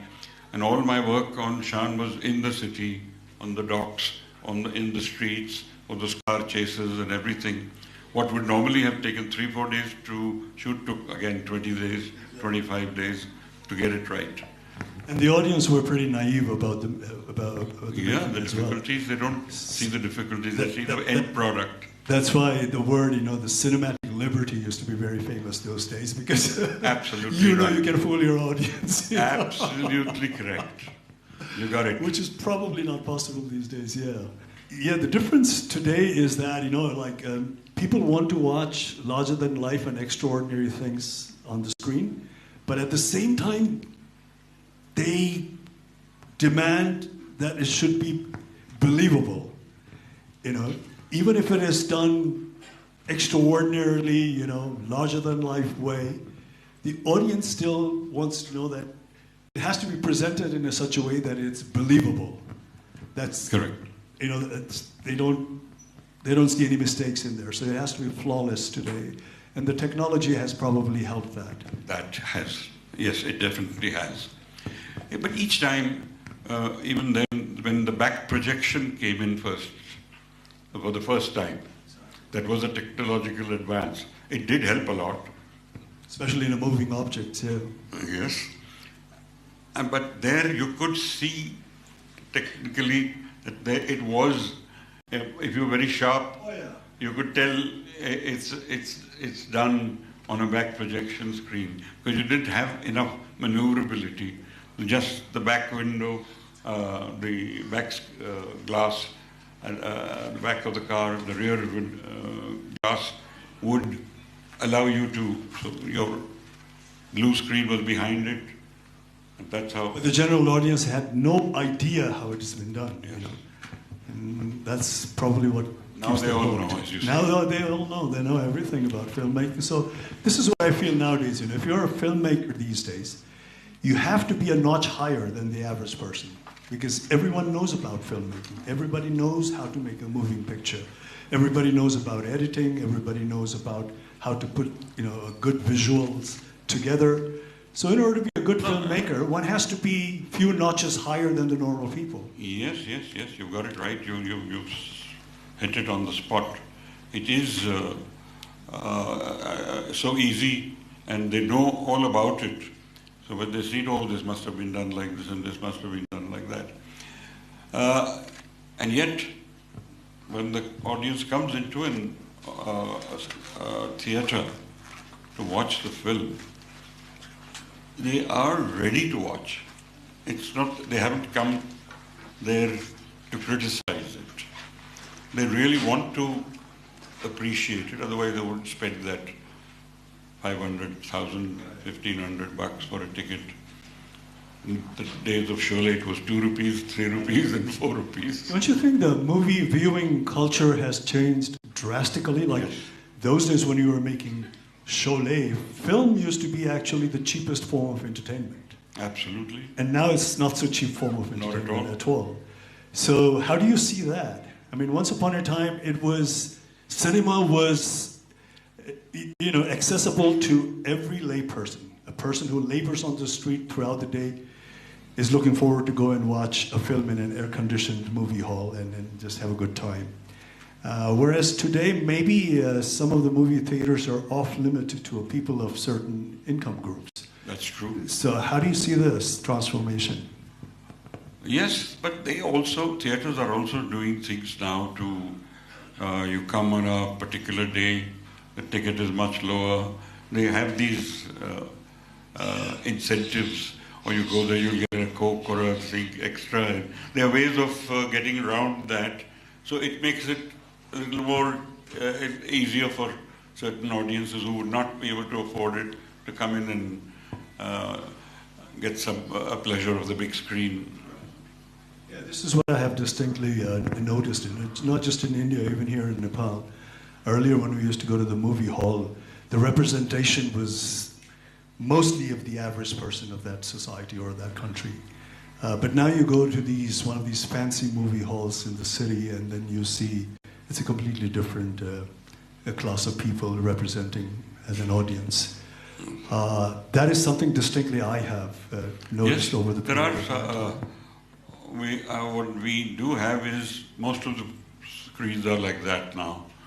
There are a few single cinemas still in existence, and that audience still goes there, and the rates are also lower there. But yes, it's a big problem. And as far as the content of the Hindi cinema goes nowadays, or the storyline of Hindi cinema, do you think that has gone through changes over the period, like the kind of story you would want to make into a film in the 70s as opposed to now? I don't think that at its core it's different. You see Dhurandhar today? Just the presentation has changed a lot. He's made a wonderful film, but he's used what we are talking about. He's used technology as well as the real thing, and he's made a wonderful combination. But it is all action and blood and gore, and it's been presented in a way that is palatable. And this is a bigger hit than just a family story or a. So this is how. So that is immutable truth. That's an unchanging truth over the years. The content of the story. Yes. The technology might help it to bring it into a different scale and different presentation. Absolutely. Yeah, but I guess cinema is all about human emotions and human expressions, and human emotions and expressions probably don't change. And they're people forever. feel the same way. Yeah, you don't. If you love someone, you love someone. It's not like Angry at someone, you're angry at someone. And you're angry, absolutely. Whether you're a man at 70s or the man of today's age. Something will take you to that intolerable level. It's bound to. This is what I always felt, everything is changeable. Like over the years, place might change, cities might change, society might change, but the emotion remains intact, the way our great-grandfather felt when they were in love is the same kind of emotions that we feel today. The way they reacted when they were angry, we react in a more or less same way, So the human emotion is, I think, the only thing which is permanent in this ever-changing world, Yes, I'm sure most of the people will agree. I have no problem with those who don't. I carry my convictions with myself, and as you would always do for yourself, and each one does for themselves. I think it's fair. From all this larger-than-life project, how did you get into television all of a sudden? Especially in those days. I mean, Bunyad was in Doordarshan, right? Yes. Before the cable television and multi-channel. Yes. So how did that come about? I mean, how was that transformation made? Actually, some of the DD officials at that time suggested to my father, because he had a good rapport with the government, and they said, we've launched this channel, but we need some good material on it. Can you think of something you can... And the writer who had written an earlier... story revolved around partition, right? Yes. India, what I'm saying is, partition. The writer of Bunyad was a writer who had done an earlier film, earlier series. As I got to know that writer, I felt a kind of a pulse that it's going to, this guy knows what he's talking about. So when it was set in partition and he was able to come up with a script, which I liked. And I said, okay, let's go. It was a whole different kind of movie making. It was not movies, it was every episode if you could leave it on a little. And you must have shot in video cameras or the first 26 episodes I shot on film, 16mm film, and then switched to the videos. And that was, how many series was it? Like how long? 105 episodes. 105. So that's what, like over a year? Over a year. Over a year. Twice a week. 52 weeks, 104 episodes. Was that a profitable venture? Yes, it was. Okay. It did well. In the beginning, we lost a lot of money, but started to pick up. And because we got into control of the shooting time, and then we were able to bring it out at a fairly commercial kind of income, cost to income, we were able to balance it well. So that was the only television venture that you attempted? No, I did one more. After that, I made a film. Then after that film, I did one again for the DD started the morning thing. Morning segment. Morning segment. That's where I made something called Kismat. So that was also, that did well. Then later on, went to do a film, a series called Gatha, which was also 100 episodes, just a little bit less than that. But that actually was on Star Plus. Now, Star Plus, the audience was not a DD audience. It was Star Plus had not made a dent in the... So they were just coming in? Yes. Star Plus, okay. And that took the television industry a much higher. Then Star Plus, once the you had your Saas Bahu thing came in. Yeah, and then you had it went ZTV crazy. And whatnot, and much later after that. Before we part, Rameshji, I mean, we talked a lot about Sholay, but I would also like to talk about your other very, very popular film like Shahan, Shakti, Trishul. These are all yours, right? Not Trishul. Not Trishul. Shahan, Shakti, Sagar. Sagar, yeah, right, exactly, Sagar. Tell us about that. Sagar is what? Rishi Kapoor and Kamal Hassan ji? Kamal Hassan, Rishi Kapoor, and Dimple. Dimple, yeah. That was a combination of that time as well, like getting Kamal Hassan from South, and then you have this lover boy image of Rishi Kapoor, and Dimple was she was taking a sabbatical, and you... Yeah, she did only one film first. You woke her up and brought her to the set. How did that come about? Again, we decided, because I like to do each film different from my previous film. So Shakti was a drama, father and son. So yeah, you brought in Dilip Kumarji with Amitabh Bachchan, which was also another huge step. And then I felt maybe a love story. Let's think of something which is different. Discussed it with Javed Saab. Unfortunately, they had split at that time, Salim Javed. So Javed, then let's do a triangle, but it was just a thought. It was not a script. It took about a year for that to happen. And then a lot of it was made on the set, in the sense, improvisations and how it would be.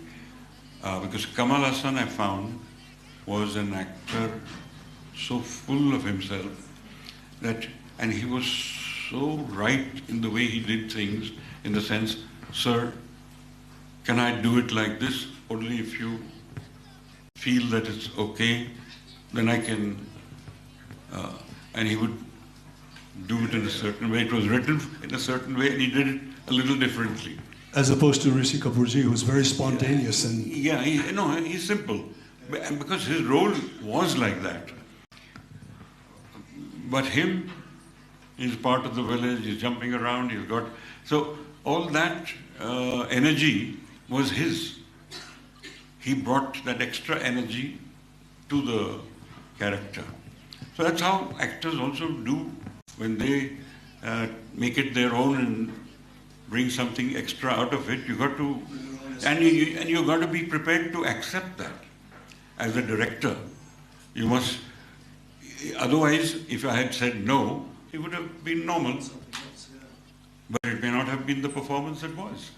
Before I let you go, how's life now? What are you doing now, and what do you? I am thinking of a project, which hopefully, if it all works out in the next month or two, then by the end of the year I might shoot. It's not a big budget or a huge thing, but it's set in a place called Mathura in UP. It's set over there with characters from there. So I think if all works out, then I should be on that.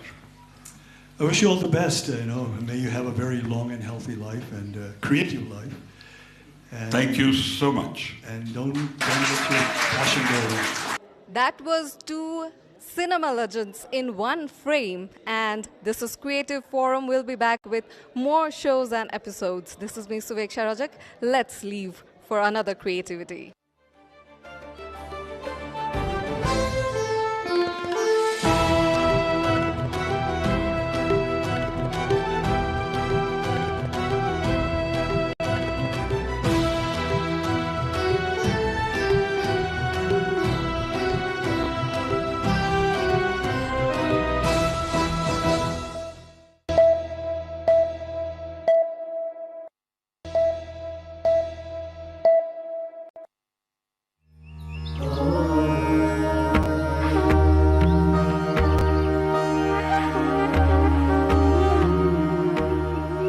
Pashupatinath is located in the eastern part of Kantipur city, approximately 5 kilometers away from Bagmati River.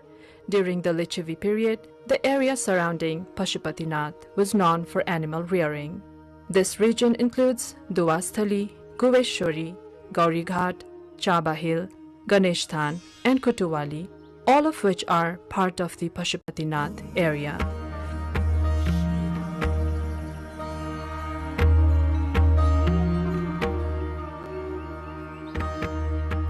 In 1979 AD, UNESCO designated Pashupatinath as a World Heritage Site.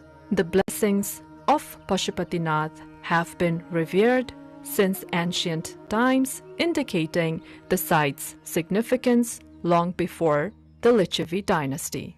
The presence of Jyotirlinga, a sacred representation of Lord Shiva, is mentioned in one of the ancient texts, highlighting its historical and religious importance.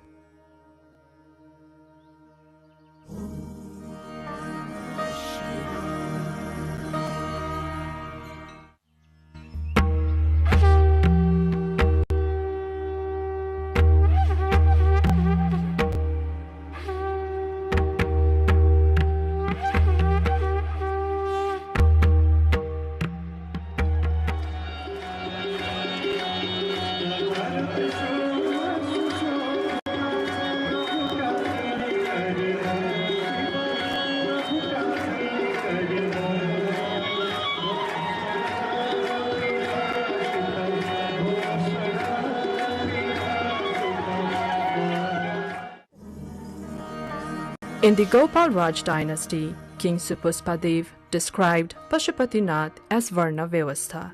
Following Supuspadev, every subsequent king incorporated the name of Pashupatinath within their own names.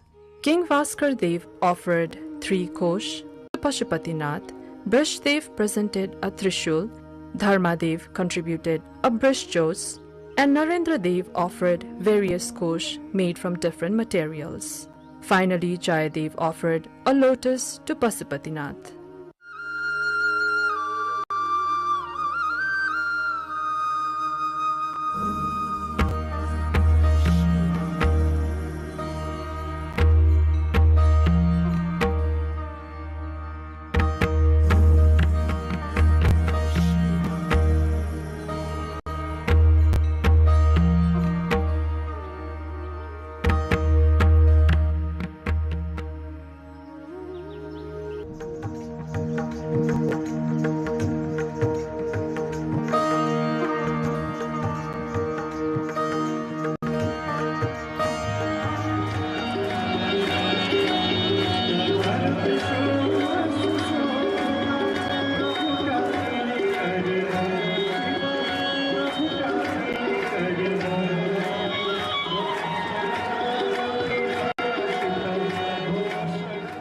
In 1473 BS, Jyoti Malla renovated Pashupatinath. The priest Nityananda initiated the removal of the 3-story structure of Pashupatinath and reduced it to a single story. Queen Ganga, the consort of Shiva Singh, had the Bhasa Bamsawali written, which is still present today.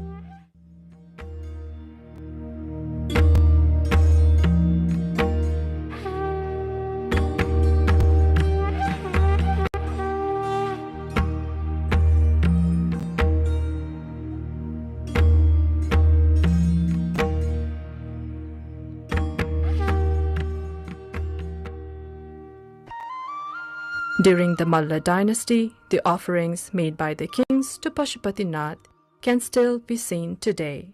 Among these offerings, Lord Shiva at Pashupatinath received a copper roof, and chadi and kamal.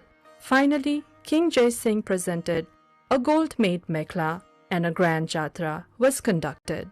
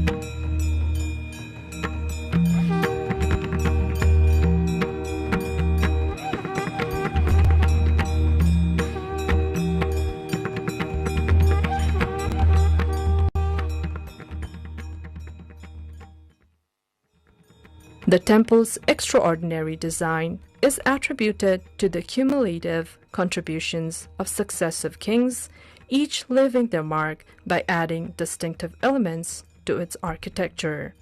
This rich history of royal patronage is a primary factor contributing to the exceptional and intricate design of this revered temple.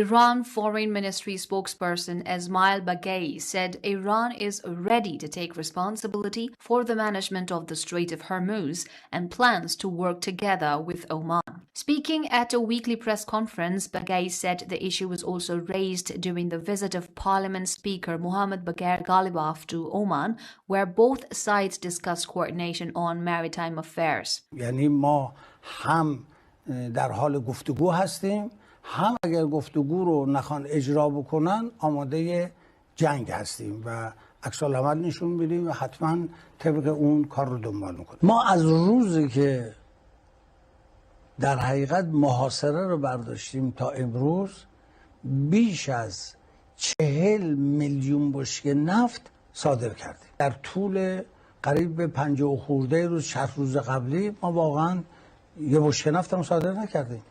He also criticized the United Nations, saying the lack of preventive decisions encourages attacks in Syria, Lebanon, and Palestine.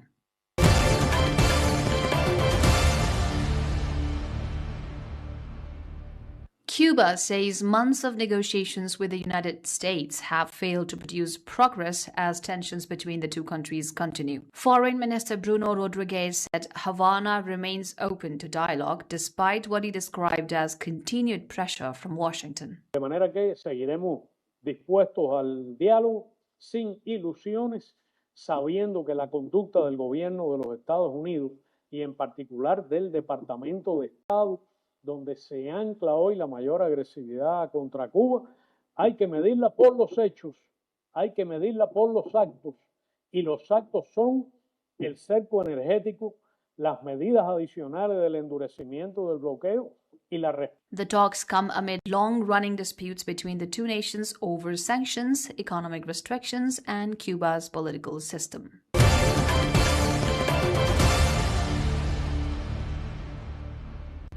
U.S. President Donald Trump has criticized a Supreme Court decision rejecting his attempt to limit birthright citizenship and urged Congress to pass related legislation. Trump described the ruling as harmful to the country and said lawmakers could address the issue through new laws. The decision concerns the constitutional principle that people born in the United States generally receive citizenship at birth. The issue has been a major part of debates over immigration policy in the United States for decades. The ruling and Trump's response are expected to continue political discussions over the future of citizenship rules in the country.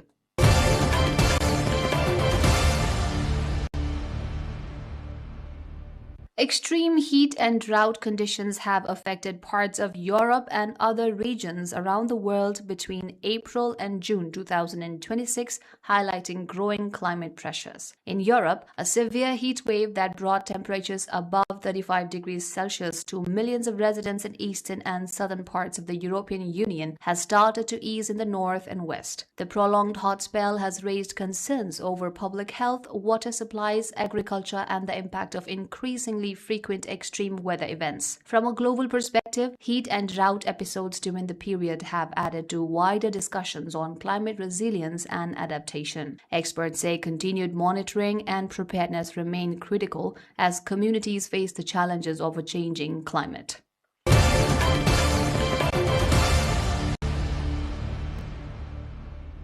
The death toll from Venezuela's devastating June 24 earthquakes has climbed to nearly 2,000, with thousands more injured, displaced, or still missing, according to the latest official figures. Rescue operations continue as communities search through collapsed buildings and damaged areas, while survivors struggle to secure food, water, and shelter. In La Guaira, one of the worst affected areas, residents have been seen picking through rubble as emergency supplies remain in high demand. Tens of thousands of people have been forced from their homes, creating urgent humanitarian needs across affected regions. Authorities and aid groups are working to provide relief, medical assistance, and temporary shelter as recovery efforts continue.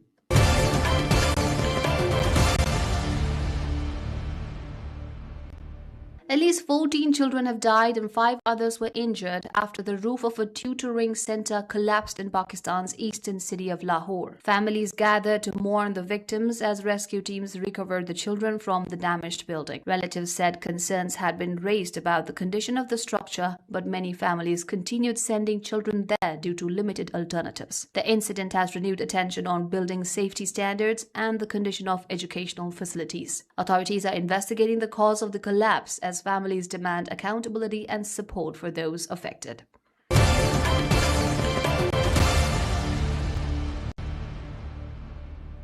Chinese President Xi Jinping has extended greetings to members of the Communist Party of China during a ceremony marking the party's 105th founding anniversary in Beijing. Speaking at the Great Hall of the People, Xi congratulated recipients of the July 1 medal, the party's highest honor, along with outstanding party members, workers, and grassroots organizations. He said the party's 105 years of development had fundamentally changed the future and destiny of the Chinese people. Xi also expressed confidence in what he described as a brighter future for the Chinese nation. The Communist Party of China, founded in 1921, is the world's second largest political party and has governed China since 1949.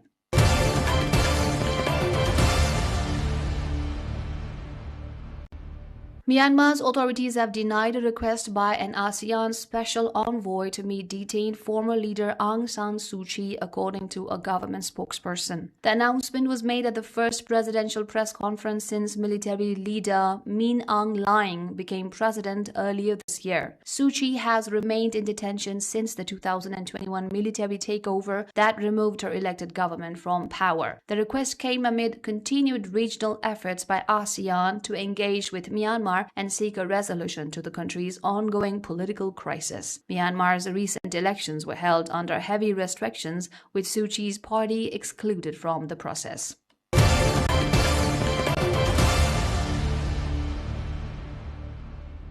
Hong Kong has marked the 29th anniversary of its handover from British rule to China with a flag-raising ceremony in the city. The event was held at Golden Bauhinia Square in Wan Chai, where Hong Kong Chief Executive John Lee and government officials attended the ceremony. The anniversary commemorates the establishment of the Hong Kong Special Administrative Region in 1997, when sovereignty was transferred from Britain to China. The ceremony featured marching displays, aerial and maritime salutes, and participation from Hong Kong's police and uniformed services. The handover began under the One Country, Two Systems framework, which granted Hong Kong a separate legal and economic system from mainland China under the terms of the agreement.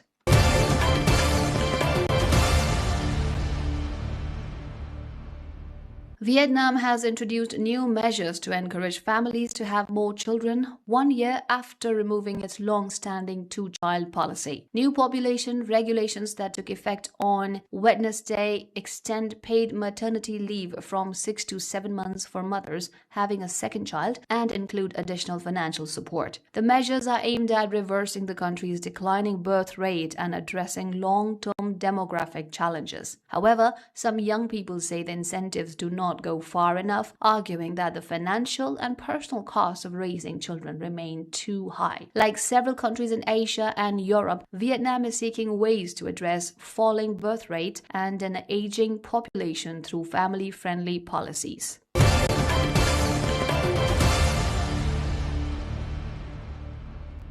Chinese company unveils AI humanoid robots designed as companions. A Chinese robotics company has unveiled AI-powered humanoid robots designed to provide companionship for people living alone and the elderly. UBTech says its new robots, called U-ones, use artificial intelligence to interact with users and offer what it describes as emotional support. The company says the robots are designed to provide long-term companionship with features that allow conversations and personalized interactions. The machines are being marketed as a response to growing concerns over loneliness and changing social patterns. The launch highlights the expanding role of artificial intelligence in everyday life as companies explore new ways for humans and machines to interact.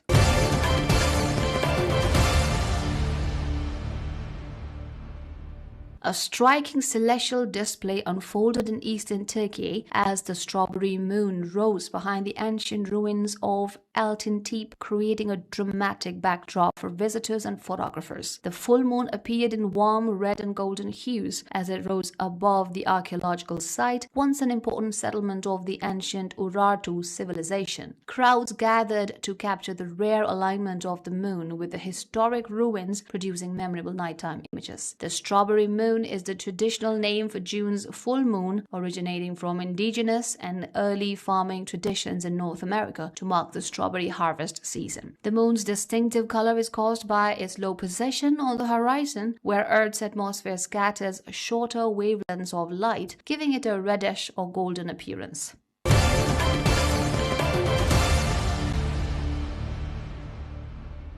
A zoo in northern Thailand is encouraging visitors to meet its 2-month-old baby hippopotamus, Nong Sompoi, while she is still in her early stages of growth. The female calf was born during the traditional Songkran or Lana New Year festival, and the name was chosen through a public online vote. Zoo officials say the calf remains close to her mother, who is highly protective and is being kept in a private enclosure with her newborn to ensure their safety and comfort. Visitors can currently see Nong Sompoi only a few times a day when her mother leaves the water to feed. Hippos grow quickly and can eventually weigh several tons, meaning the calf will soon resemble the rest of the adult herd before rejoining them in the shared habitat.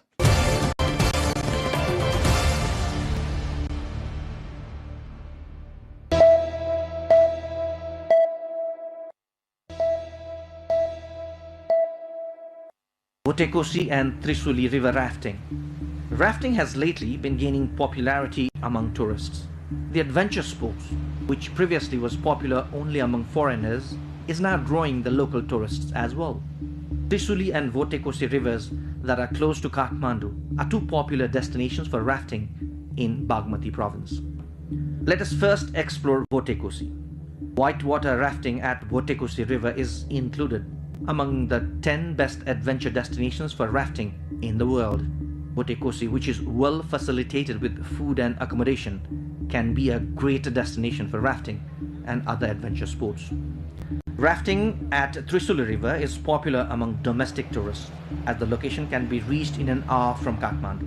This is where most tourists go for rafting in Nepal.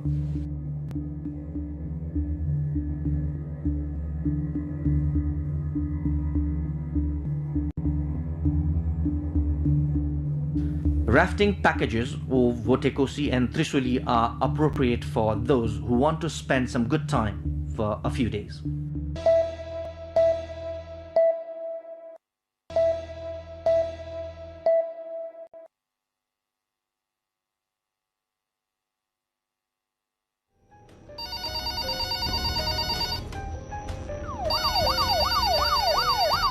Hello hello हजुर यो meeting नै गर्न पर्ने देखियो अब एक दिन लाग्छ हिँडेर पठाउन नसकिने अवस्था अब सरको नम्बर टेक्स्ट गरिदिनु हजुर हजुर म उहाँसँग कुरा गर्छु है एउटा केस आएको छ एकदम इमर्जेन्सी सुत्केरी हुन नसकेको अक्सिजन चाहिने हो होइन के छ म एयरपोर्टमै छु विदिन 10 मिनट्समा रिसिभ गरेर म रेडी भइहाल्छु रेडी कन्डिसनमा बस्ने भनिदिनुहोस् म यहाँबाट म्याक्सिमम 40 मिनटमा म ल्यान्ड गरिहाल्छु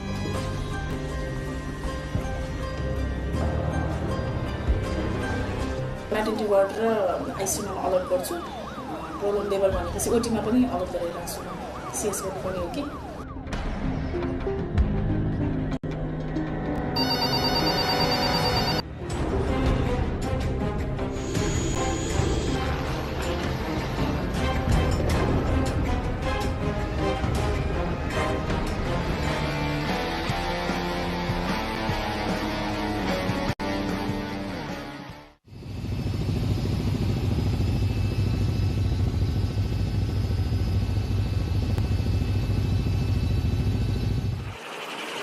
बागलुङ जिल्ला बुर्तिबाङकी 17 वर्षीय गर्भवती महिलाको हवाई उद्धार गरिएको दृश्य हो यो 2 दिनसम्म सुत्केरी व्यथा लागेको र स्थानीय स्वास्थ्य संस्थामा प्रसूति गराउन नसकेको कारण उनलाई गण्डकी प्रदेश सरकार सामाजिक विकास तथा स्वास्थ्य मन्त्रालयले आपतकालीन हवाई उद्धार गरी पश्चिमाञ्चल क्षेत्रीय अस्पताल पोखरामा थप सेवा प्रदानका लागि ल्याइएको हो असह्य प्रसव पीडाले छटपटिएर मृत्युको नजिक पुगेको दर्दनाक अवस्थामा उनको उद्धार भएको हो। हाम्रो गाउँ धेरै माथि छ अनि हाम्रो गाउँमा यस्तो विकासहरू केही पनि रहेन, धेरै कम छ विकासहरू, न शिक्षा पनि छैन, खाने पानी पनि छैन, यातायात सुविधा मात्रका छ अनि यातायात सुविधामा नि बाटोहरू यस्तो बिग्रने भड्कने गरेको कारणले गाडी आउन ढिला गर्यो गर। त्यस्तै सानो उमेरको गर्भवती 2 जना हुनुहुन्छ, उनीहरूलाई नि मलाई जस्तो नपरोस् न मेरो जस्तो बच्चा नहोस्, उनीहरूलाई नि यो सुविधा पाउन् उनीहरूले भन्ने। नेपालमा भौगोलिक विकटता, गरिबी तथा स्वास्थ्य संस्थामा पहुँचको अभावका कारण समयमा प्रसूति सेवा नपाउँदा हरेक वर्ष लगभग 1400 गर्भवती महिलाहरू तथा नवजात शिशुहरूले अकालमा ज्यान गुमाउने गर्दछन्। नेपालमा विशेष गरी प्रसूति कहाँ गराउने भनेर निर्णय गर्न ढिलाइ, स्वास्थ्य संस्था पुग्न ढिलाइ तथा स्वास्थ्य संस्था पुगिसकेपछि पनि उपचार पाउन ढिलाइ आदि कारणबाट मातृ मृत्यु हुने गरेको पाइएको छ। नेपालको संविधानको धारा 38ले प्रत्येक महिलालाई सुरक्षित मातृत्व र प्रजनन स्वास्थ्य सम्बन्धी हक प्रदान गरेको छ। गर्भावस्था एक संवेदनशील अवस्था हो। नेपाल सरकारले प्रसूति सेवालाई आकस्मिक स्वास्थ्य सेवा अन्तर्गत वर्गीकरण गरेको छ। नेपालमा मातृ तथा बाल मृत्युमा कमी ल्याउने उद्देश्यले आर्थिक वर्ष 2073-74 को नीति तथा कार्यक्रम मार्फत राष्ट्रपति महिला उत्थान कार्यक्रम सञ्चालनमा आएको छ। नेपाल सरकारले हवाई उद्धार सम्बन्धी कार्यविधि 2075 पारित गर्यो। सोही कार्यविधि बमोजिम राष्ट्रपति महिला उत्थान कार्यक्रम मार्फत दुर्गम हिमाली तथा पहाडी क्षेत्रका ज्यान जोखिममा रहेका गर्भवती तथा सुत्केरी महिलाहरूको हवाई उद्धार हुन थालेको हो, जस अन्तर्गत देशभरका जिल्लाहरूमध्ये 19 जिल्लामा पूर्ण र 29 जिल्लामा आंशिक रूपमा निशुल्क हवाई उद्धार कार्य सञ्चालनमा आयो। हालसम्म देशभरका 625 जना जोखिममा परेका गर्भवती तथा सुत्केरी महिलाहरूको हेलिकप्टरबाट निशुल्क हवाई उद्धार भइसकेको छ। विगत 2073 देखि स्टार्ट भएको यो सुत्केरी तथा महिला उत्थान कार्यक्रम, तर यो 2075 सालतिर आएर चाहिँ हाम्रो यो MOU अन्डरस्ट्यान्डिङ यो महिला तथा बालबालिका मन्त्रालय र नेपाली सेना बीच भएको र त्यसले गर्दाखेरि हाम्रो यो प्रक्रियाहरू चाहिँ एक्सपिडाइट हुने अलिकति प्रभावकारी भएको छ। र हाम्रो डाटाले पनि के बताउँछ भन्दाखेरि 75 सालदेखि 76 यता हेर्ने भने हरेक रेस्क्यु चाहिँ डबल, नम्बर अफ रेस्क्यु चाहिँ डबल भइरहेको छ। 75 सालमा जम्मा 24 वटा आर्मीले गरेका छन् भने 76 सालमा आउँदाखेरि चाहिँ त्यो चाहिँ 80 हुँदै 160 हुँदै यसरी बढ्दो क्रम छ। यो चाहिँ हामीले यसो मेरो पर्सनल ओपिनियनमा चाहिँ के लाग्छ भन्दाखेरि हाम्रो यो मन्त्रालय मार्फतबाटको जुन अवेरनेस प्रोग्राम त छँदैछ, त्यस बखत जुन हाम्रो यो नेपाली सेनाको हेलिकप्टर चाहिँ गाउँ गाउँमा पुग्दाखेरि चाहिँ मान्छेहरूलाई चाहिँ किन हेलिकप्टर आएछ भन्ने कुराको चासोले गर्दाखेरि चाहिँ त्यो गाउँ गाउँमा चाहिँ एउटा अवेरनेस हो। हेलिकप्टरले चाहिँ नेपाली सेनाको हेलिकप्टरले चाहिँ सुत्केरी महिला रेस्क्यु गरेको छन् भन्दाखेरि चाहिँ त्यो हेलिकप्टरको आवाज र त्यो हेलिकप्टर त्यो गाउँमा घुमेको हिसाबले चाहिँ त्यहाँको स्थानीयहरू पनि अहिले यो सम्बन्धी चाहिँ अवेर हुँदै आएका छन् र यसले चाहिँ एउटा पोजिटिभ मेसेज गएको छ यो हेलिकप्टरले रेस्क्युले गर्दाखेरि चाहिँ। हजुर, मोड अफ अपरेसन नै अलिकति फरक हुन्छ। हाम्रो जुन मेन्टल स्टेट हुन्छ, सकेसम्म समयमा नै पुगौँ र समयमा नै सुत्केरी महिलाहरूलाई चाहिँ नजिकको हस्पिटलमा पुर्याइदिउँ भन्ने हाम्रो मनसाय रहेको हुन्छ। संघीय सरकारको उक्त हवाई उद्धार कार्यक्रम सञ्चालनमा आएसँगै गण्डकी प्रदेश सरकारले पनि प्रशासकीय ऐन 2075 को दफा 2 ले दिएको अधिकारको प्रयोग गरी जोखिममा परेका गर्भवती र सुत्केरी महिलाहरूको हवाई उद्धार कार्यविधि 2080 लाई कार्यान्वयनमा ल्याएको छ। सोही कार्यविधि अनुसार हाल गण्डकी प्रदेशमा गर्भवती तथा सुत्केरी महिलाहरूको जटिलता व्यवस्थापन कार्यक्रम अन्तर्गत निशुल्क हवाई उद्धार सेवा सञ्चालनमा आएको छ। ठूलो महत्वाकांक्षा र प्राथमिकताका साथ सञ्चालनमा ल्याइएको यस कार्यक्रम मार्फत हालसम्म 56 जना जोखिममा परेका गर्भवती तथा सुत्केरी महिलाहरूको हवाई उद्धार भइसकेको छ।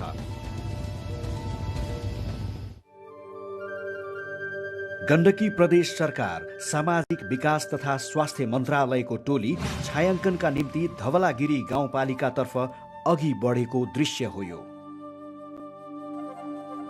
टोली जति अघि बढ्दै जान्छ त्यति नै सुन्दर प्राकृतिक छटाहरू देखा पर्दै जान्छन्।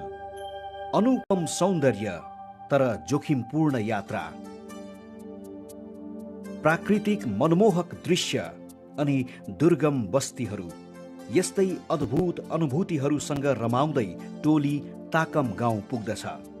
असारे काम हुँदा मात्रै अब छर्ने हैन, चराउने राम्रोसँग, अनि बालिनतिर जानु भएन हैन।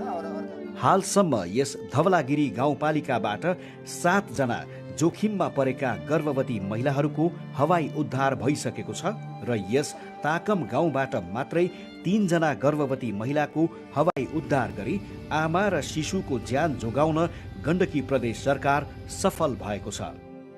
यसै महत्त्वलाई आत्मसात गर्दै धवलागिरी गाउँपालिकाले आफ्ना 7 वटै वडाहरूमा एक-एकवटा हेलिप्याडको निर्माण समेत गरिसकेको छ। टोलीको गन्तव्य भने धवलागिरीको अर्को गाउँ मुदी रहेको थियो। चिसो हुस्सु र कुहिरो छिचोल्दै भीर पाखाको रोमाञ्चक तर जोखिमपूर्ण यात्रा गर्दै टोली साँझको समयमा आफ्नो गन्तव्यमा पुग्दछ। केही थकान त केही उत्साह साथमा लिएर पुगेको टोलीलाई मुदी गाउँका स्थानीयले गरेको सत्कारले थप ऊर्जाशील बनाइदिन्छ। गाउँमा आफ्ना छोरी बुहारीलाई बचाउन मद्दत गर्ने मन्त्रालयका अधिकारीहरूलाई स्वागत गर्न पाउँदा उनीहरूको खुसीको सीमा थिएन। पाहुनाको स्वागतको लागि कोही मकै भुट्नमा व्यस्त देखिन्थे भने कोही सांस्कृतिक कार्यक्रमको आयोजनामा खटिएका थिए।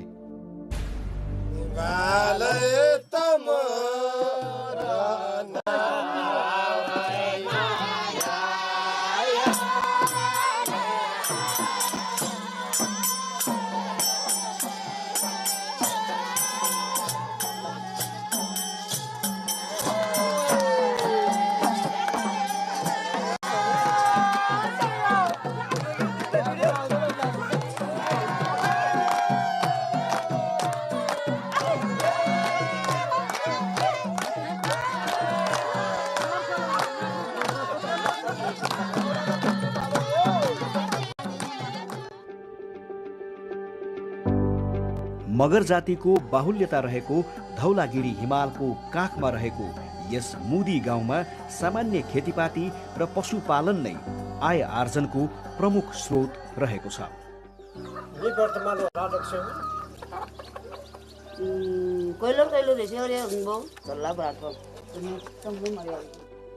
यहाँ एउटा स्वास्थ्य चौकी अवस्थित छ। यसै स्वास्थ्य चौकीमा मुदीका गर्भवती महिलाहरूले प्रसुति सेवा प्राप्त गर्दै आएका छन्।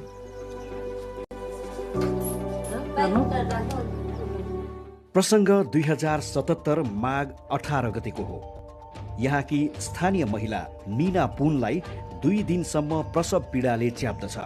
कमजोर भई लगभग बेहोस हुने अवस्थामा पुगेकी उनलाई समयमा नै गण्डकी प्रदेश सरकारले आपतकालीन हवाई उद्धार गरी पश्चिमाञ्चल क्षेत्रीय अस्पताल पोखरामा प्रसुति गराई सकुशल आमा र शिशुलाई घर फर्काइदिन्छ। यिनै मीना पुन र उनको परिवारलाई भेट्न यो टोली मुदी पुगेको हो। हवाई उद्धार गरी जन्मिएकी उनकी छोरी अहिले हिँडडुल गर्ने भइसकेकी छिन्।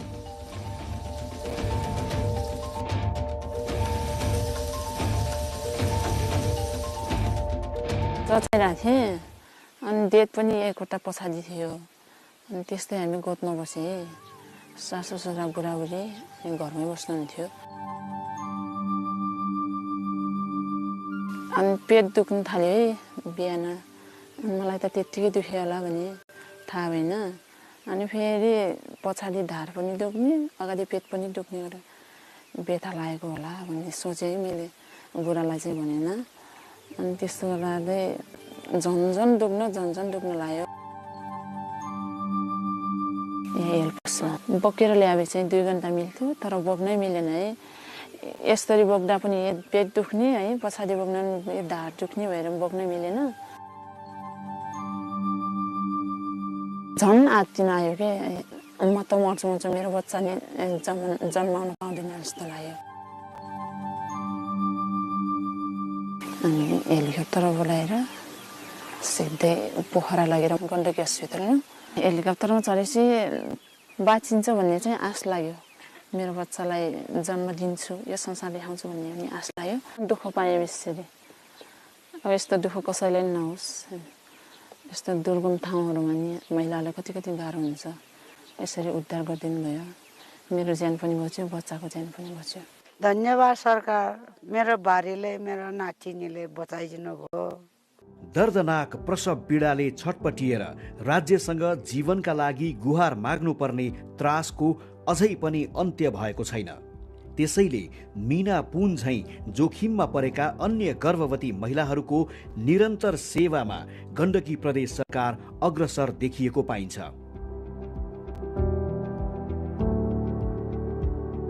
सुत्केरी भएको 45 दिनभित्र कुनै समस्या देखिए नजिकको अस्पताल पुर्याएर निशुल्क उपचार गराउने प्रावधान समेत यस कार्यक्रममा रहेको छ। छोटो समयमा नै गण्डकी प्रदेशको यो हवाई उद्धार कार्यक्रमले दिएको प्रतिफल उदाहरणीय बन्न सकेको छ। नेपालमा जोखिममा परेका गर्भवती तथा सुत्केरी महिलाहरूका निम्ति यो एउटा बाँच्ने विकल्पको प्रमुख माध्यम बनेको छ। यस्ता प्रभावकारी र नवीनतम प्रयासहरू नेपाल लगायत नेपाल जस्ता कम आय भएका अन्य विकास उन्मुख राष्ट्रहरूका निम्ति पनि प्रभावकारी सिद्ध हुन सक्नेछन् भन्ने विश्वास लिन सकिन्छ। तत्काल हवाई उद्धारका लागि मन्त्रालयको हटलाइन टेलिफोन मार्फत प्रत्यक्ष सम्पर्कमा आएका वा स्थानीय स्वास्थ्य संस्थाको सिफारिस पत्रका आधारमा सम्बन्धित जिल्लाको प्रमुख जिल्ला अधिकारीको समन्वयमा सूचना प्राप्त हुनासाथ जोखिममा परेका गर्भवती तथा सुत्केरी महिला र नवजात शिशुको उद्धार गर्ने गरिएको छ। गुड वेदर भएको बेला नो प्रब्लम, हामी डाइरेक्ट जान सक्छौँ होइन। ब्याड वेदर भएको बेला अलिक घुम्नुपर्ने हुन्छ, एक्स्ट्रा टाइम लाग्छ। त्यो लाग्ने समयमा बिरामीलाई केही होला भन्ने हामीलाई चिन्तित पुर्याउँछ। त्यसले हाम्रो उद्देश्य नै टाइममा बिरामीलाई हस्पिटल ल्याउने र यथाशीघ्र चाहिँ स्वास्थ्य लाभ उहाँहरूलाई चाहिँ एसिस्टेन्ट हो डक्टरकोमा पुर्याउँ भन्ने नै हाम्रो इन्टेन्सन हुन्छ। गण्डकी प्रदेश यो स्वास्थ्य मन्त्रालयबाट उहाँहरूसँग मेरो डाइरेक्ट नम्बर छ, सेल नम्बर, उहाँहरूले डाइरेक्ट कल गर्नुहुन्छ। कल आउने बित्तिकै यो सेन्सिटिभ रेस्क्यु फ्लाइट भएकोले चाहिँ हामीले चाहिँ इमिडिएटली अरू टुरिस्ट फ्लाइटहरूलाई साइडमा राखेर भए पनि हामीले रेस्क्यु फ्लाइटलाई चाहिँ बेसी प्रिफरेन्स दिन्छौँ। कोअर्डिनेसन चाहिँ उहाँहरूसँग राम्रो हुन्छ हामीसँग। अस्पतालको भूमिकाको कुरा गर्नुपर्दाखेरि चाहिँ मन्त्रालयबाट चाहिँ यहाँ कन्ट्याक्ट हुन्छ। त्यसमा विशेष गरेर हाम्रो अस्पतालमा इमर्जेन्सी वार्डको इन्चार्ज फोकल पर्सनको रूपमा तोकिनु भएको छ र उहाँहरू मन्त्रालयबाट फोन आउँदाखेरि चाहिँ इमर्जेन्सी वार्डको ल्यान्डलाइन नम्बर छ हाम्रो र इमर्जेन्सी वार्डको इन्चार्जको नम्बर छ। कुनै पनि नम्बरमा चाहिँ उहाँले कन्ट्याक्ट गरेर यस्तो खालके केस चाहिँ एयरलिफ्ट हुँदैछ भनेर इन्फर्मेसन दिनुहुन्छ। त्यसपछि चाहिँ उहाँ जो फोकल पर्सन हुनुहुन्छ उहाँले चाहिँ त्यतिखेर चाहिँ एउटा टिम चाहिँ एक्टिभेट हुन्छ। गाइनेकोलोजिस्ट हुनुहुन्छ, उहाँलाई चाहिँ खबर गर्नुहुन्छ, म्याटर्निटी वार्डको इन्चार्जलाई खबर गर्नुहुन्छ र आइसियू चाहिन सक्छ कि भन्ने अवस्थामा अलर्ट बनाउनको लागि मात्रै भए पनि आइसियूमा बेड छ कि छैन, यस्तो खालके केस चाहिँ एयरलिफ्ट हुँदैछ अनि कसैलाई खाली गर्ने सक्ने खालके अवस्था छ कि छैन भन्नको लागि पनि त्यो खालके माहौल चाहिँ क्रिएट हुन्छ। उहाँहरूले चाहिँ त्यसरी एक्टिभेट हुनुहुन्छ र त्यसपछि चाहिँ उहाँ इमर्जेन्सी वार्डको इन्चार्ज अथवा फोकल पर्सन थ्रु नै हेलिप्याडमा चाहिँ एउटा टिम चाहिँ खटाइन्छ जसले चाहिँ पेसेन्टलाई रिसिभ गर्नुहुन्छ। सन् 2016 को जनसाङ्ख्यिक तथा स्वास्थ्य सम्बन्धी सर्वेक्षणका अनुसार नेपालमा प्रति 1 लाख गर्भवती तथा सुत्केरी मध्ये 239 जनाले ज्यान गुमाउने गरेका थिए।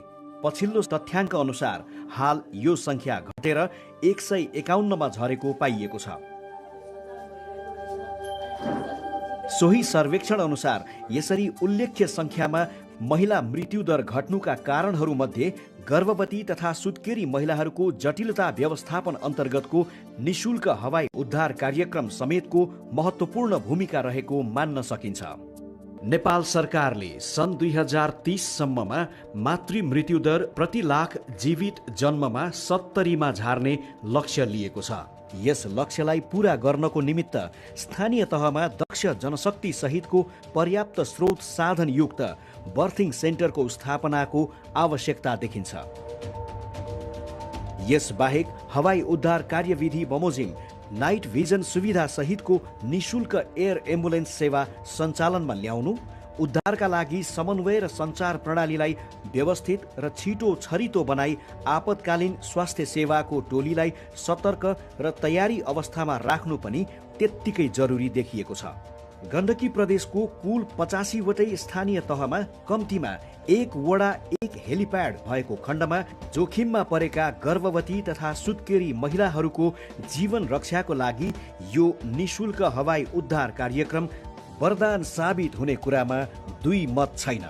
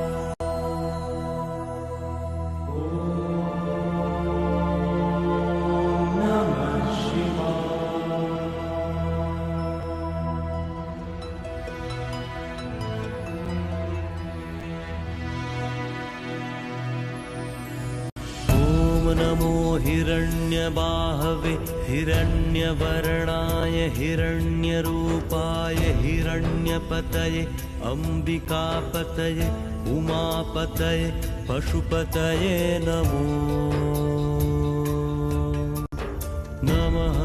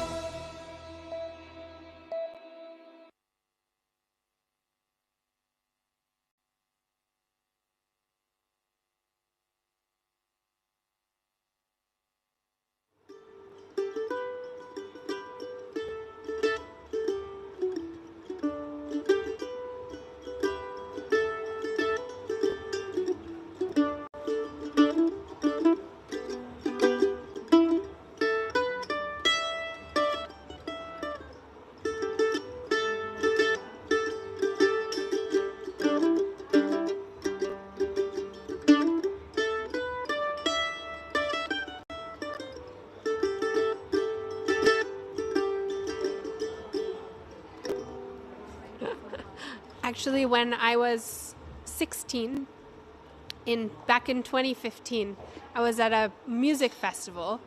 This music is called bluegrass that I play, and I was at this bluegrass festival, and this person named Tara Linhart. She is amazing. You can talk to her more, but she had a fantastic project called the Mountain Music Project. And I heard this project of Nepali musicians and bluegrass musicians coming together and fusing the music. And I thought it was really, really cool to see this cross-cultural collaboration. But I really just wanted to get back to music. And so I reached out to Tara. I had an opportunity to get some funding. And I emailed her randomly. She was in Bhutan at the time. And I said, hey, I want to set up a music project in Nepal. Can you connect me with some of your buddies? And she got on a WhatsApp call and started giving me the lowdown of how awesome it was. One of the people she introduced me to was actually Prince's father, Sham Nepali. And we met in New Hampshire. And we jammed together and had a great time. And he said, oh, when you get to Nepal, you have to meet my son. He's so great. He'll play music. You'll play music together. I was like, yeah, whatever. Okay. Like, every dad is going to say that about their son. Like, is it going to be great? Well, then 3 months later, I showed up in Nepal, and I had only brought a mandolin, and I wanted a guitar to write some songs on. So I called up Shamdai, and I said, hey, can I borrow a guitar? He said, yes, come meet my son. And so I met Prince in Kirtipur, and we started playing that day. And then we sat down and we started playing, and it was just like magic. It was just sort of this instant connection.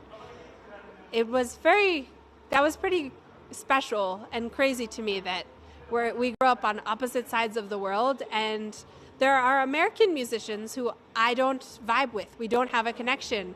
But me and Prince, it was just an instant connection. And so we started jamming together.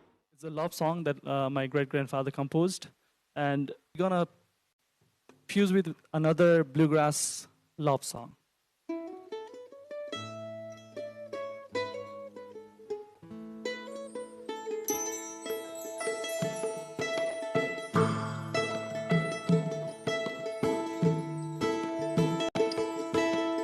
सानी सानी ए झिल्के नानी कति राम्रो कपाल कोरेकी सानी सानी ए झिल्के नानी कति राम्रो कपाल कोरेकी हाय हाय कति राम्रो कपाल कोरेकी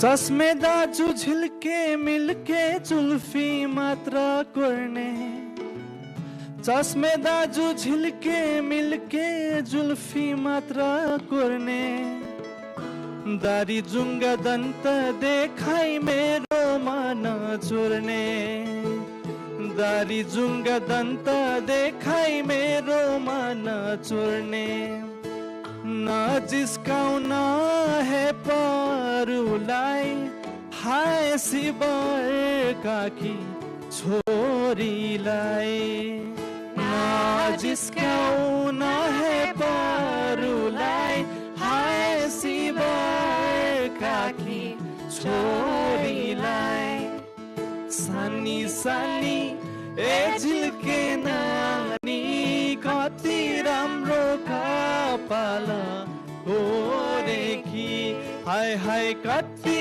राम्रो कपाल कोरेकी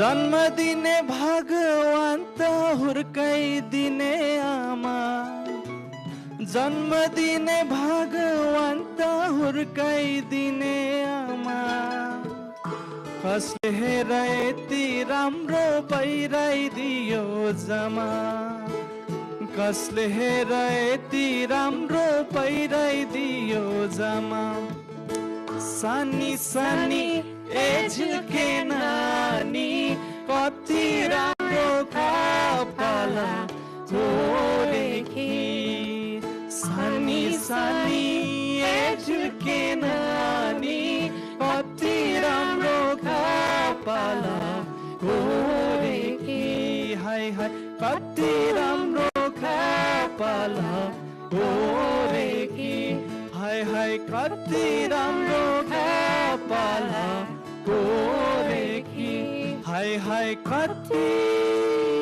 राम्रो कपाल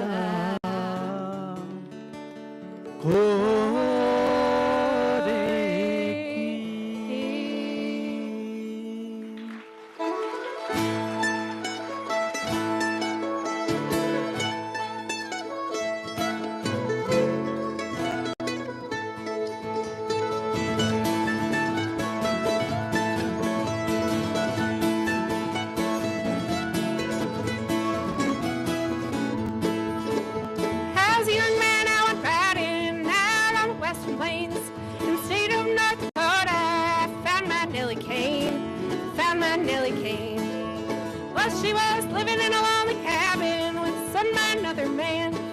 5 years she had waited for him as long as a woman can, as long as a woman can. And I don't know what changed my mind, till then I was a rambling kind of love I can't explain that I had for Nellie Kane.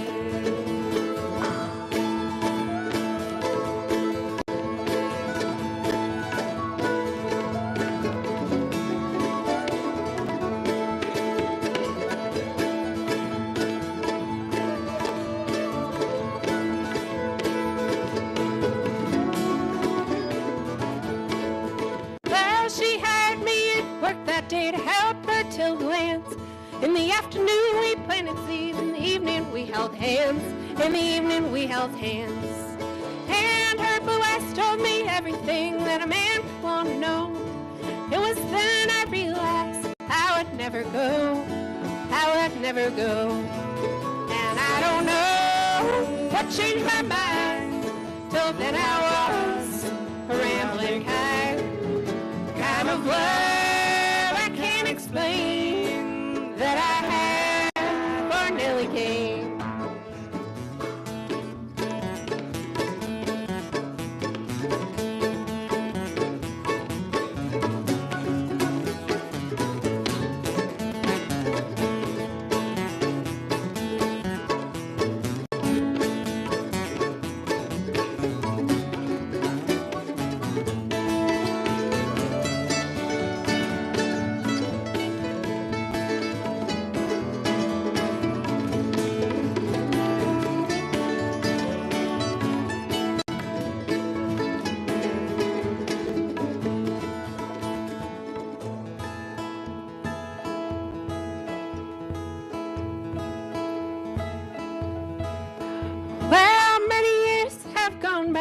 We've grown up tall. I became a father to him, and she became my all. She became my all. And I don't know what changed my mind, till then I was a rambling kind of love I can't explain that I had for Nellie Kane. No, I don't know what changed my mind, till then I was a rambling kind of love I can't explain that I had for Nellie Kane.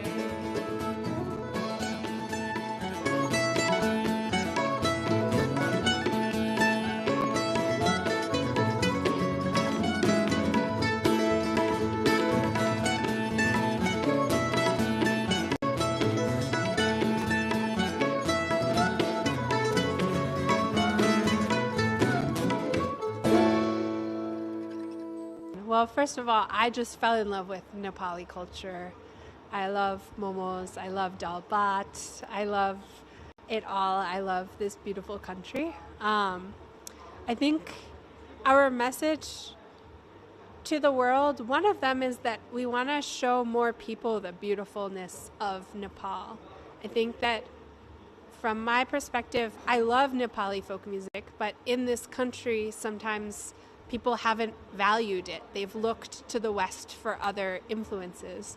And so one of our goals is to bring up Nepali folk and fusing it. We're not just doing pure folk music, but to show that this is a vibrant, evolving history and tradition that is still relevant today.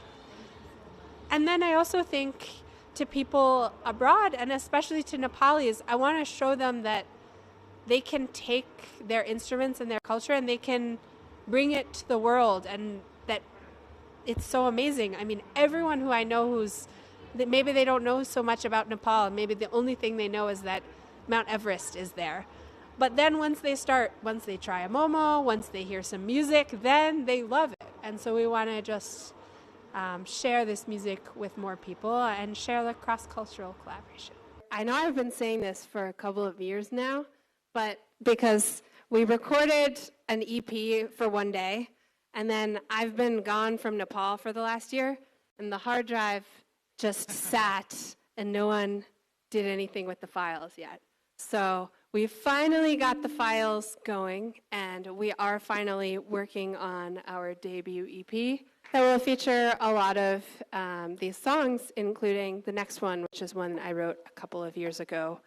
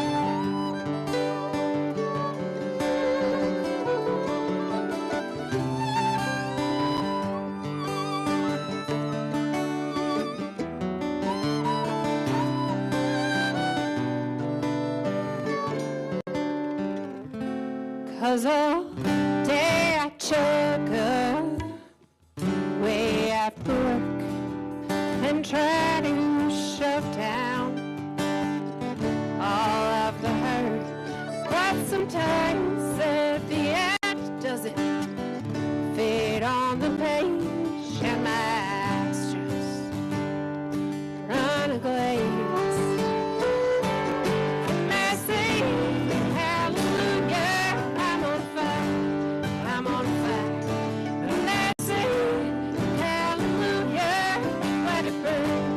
Let it burn in there, sing hallelujah, 'cause I can find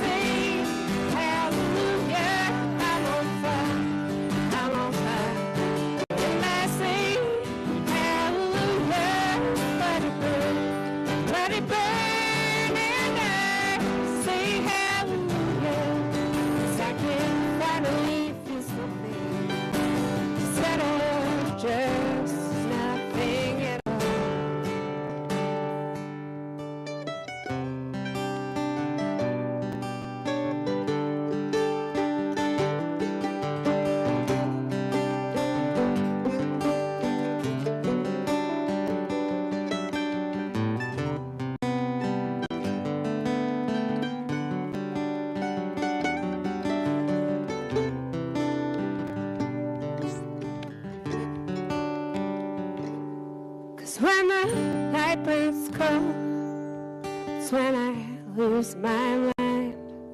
No, I can't bear this endless ticking of time. Well, right now we really want to go abroad, and in particular my dream is to bring the band to the US, to these festivals that I grew up going to, because I think it's so cool. I love playing the music that I grew up with, but with tabla on it, and the beat is dropping. It's so awesome. But right now we've been having a little bit of trouble figuring out with the visas, especially right now, so we're working on that.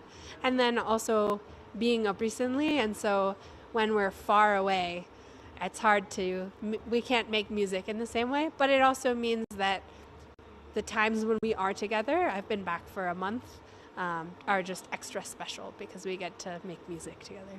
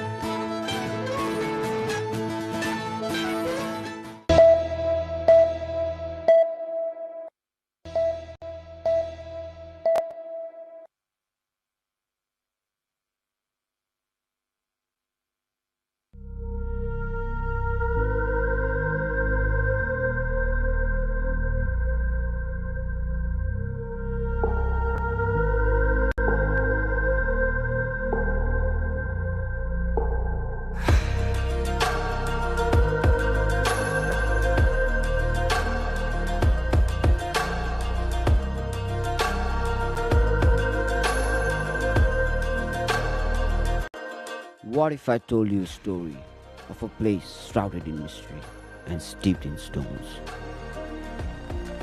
A place where warriors were born and raised, and their path through the mountains still remain to this day. Ajirkot Gorkha, the unbeaten kingdom. हामी पाहुनाहरू आउनु हुँदाखेरि हामी यसरी स्वागत गर्छौं अनि अलि-अलि नाचगानहरू देखाउँछौं। मेरो सिंहो नेपाल गाउँकी गोरखामा गर्व लाग्छ जन्मिएछु साँच्चै स्वर्गमा म त नेपालकी छोरी भन्छन् Gorkhali.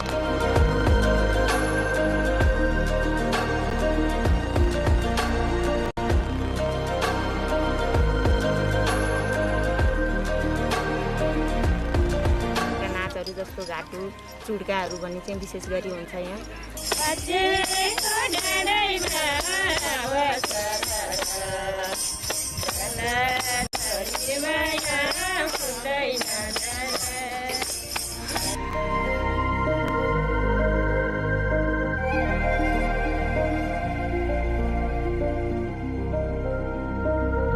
For those seeking a luxurious escape, there are stunning lodges that offer an indulgent retreat amidst the rugged beauty of this place. But for the true adventurers, this place has it all, from trekking through dense forest of Nagepokari trails to exploring ancient temples and learning the rich history of the region. So, what do you fancy? Are you the solo explorer, or do you prefer luxury within nature? Or perhaps you are the one who seeks to witness it all. Well, after all, life is a box of chocolates, and this place is filled with surprises.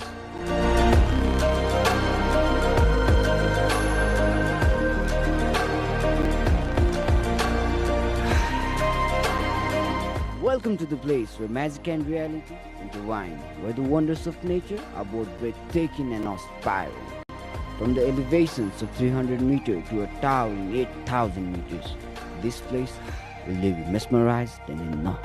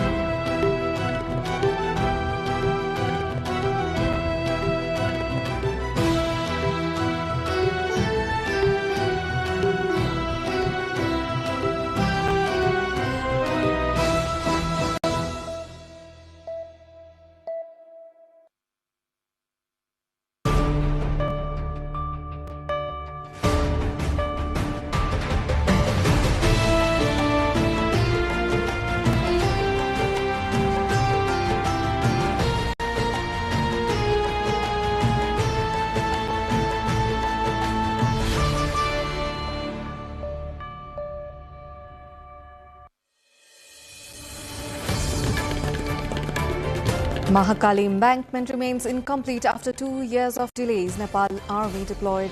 Any flood risk rises ahead of monsoon in West Nepal.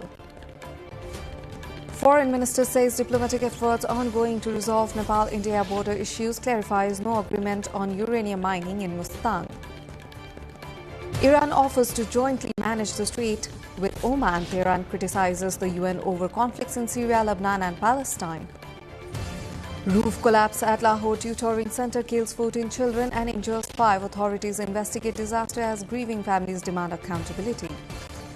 AFC warns Nepal teams face exclusion from continental competitions. FIFA suspension puts NFA international participation at immediate risk.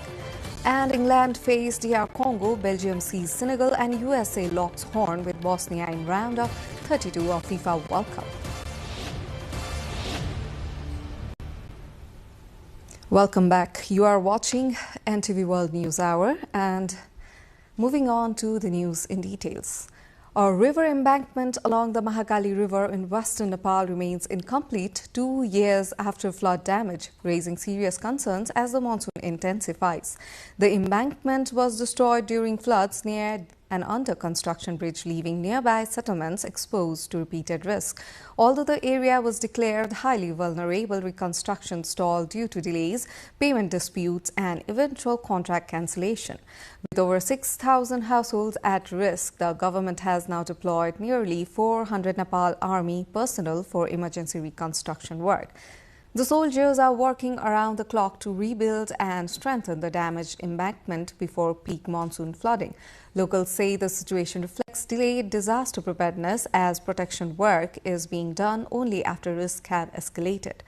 Officials say timely completion of the embankment is crucial to safeguarding thousands of families living along the river.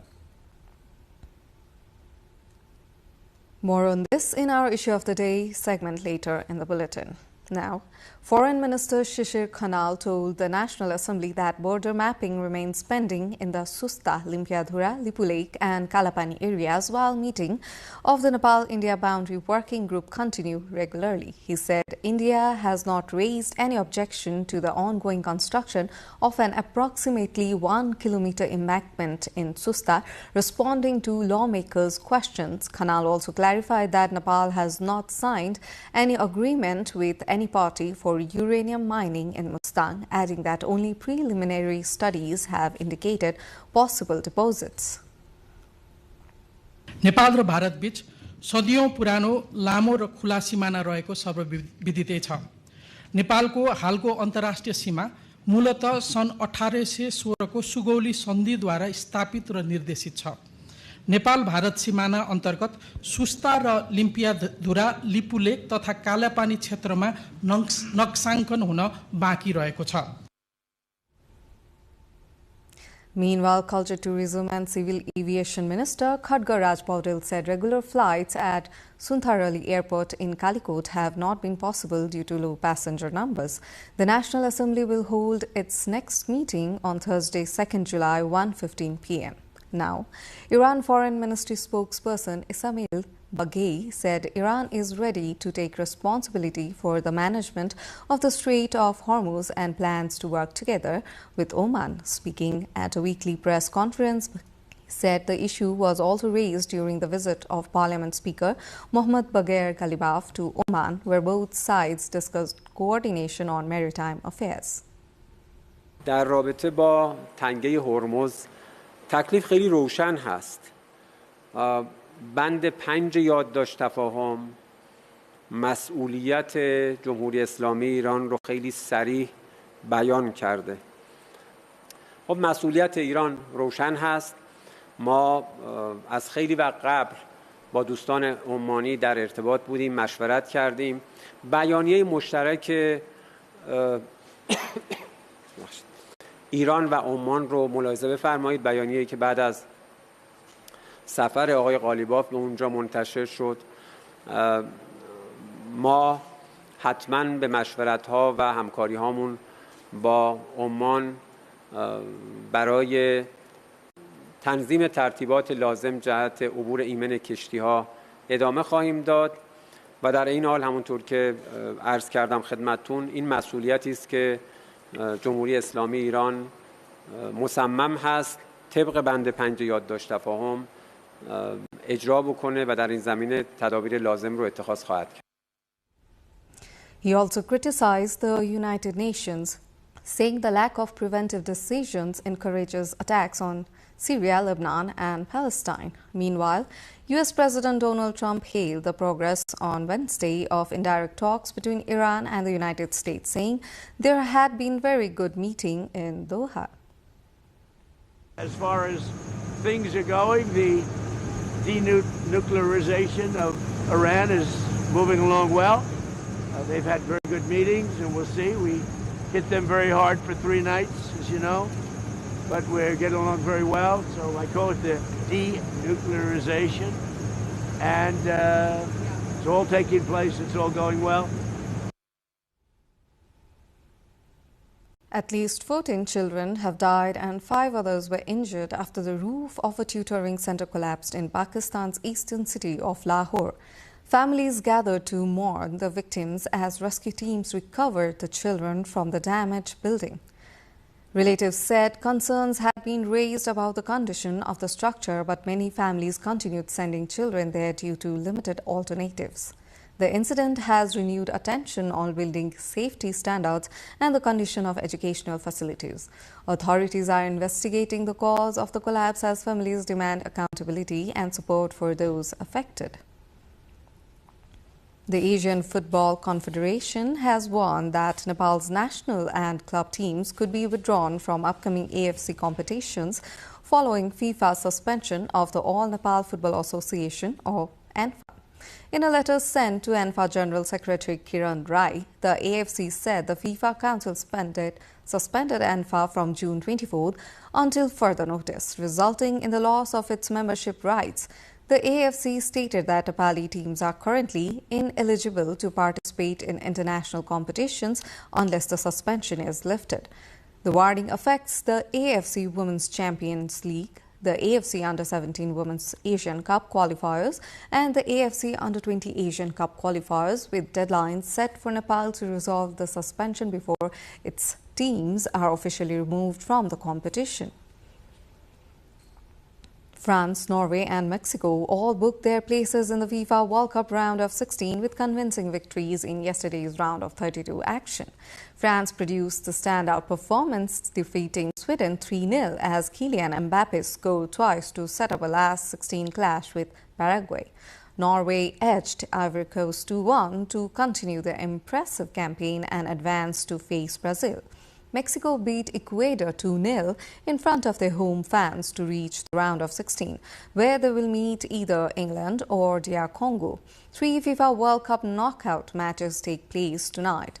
England face DR Congo, Belgium see Senegal, and US lock horns with Bosnia. 7 teams have so far already reached the last 16. We have an in-depth coverage of FIFA World Cup updates in our sports segment later in the bulletin. Now, Nepal is stepping up efforts to revive stalled infrastructure projects, including long-delayed road networks and embankments from Bajra roads to Mahakali flood protection. Delays and contractor failures continue to test development progress ahead of the monsoon. Stay with us for our Issue of the Day segment after this short break.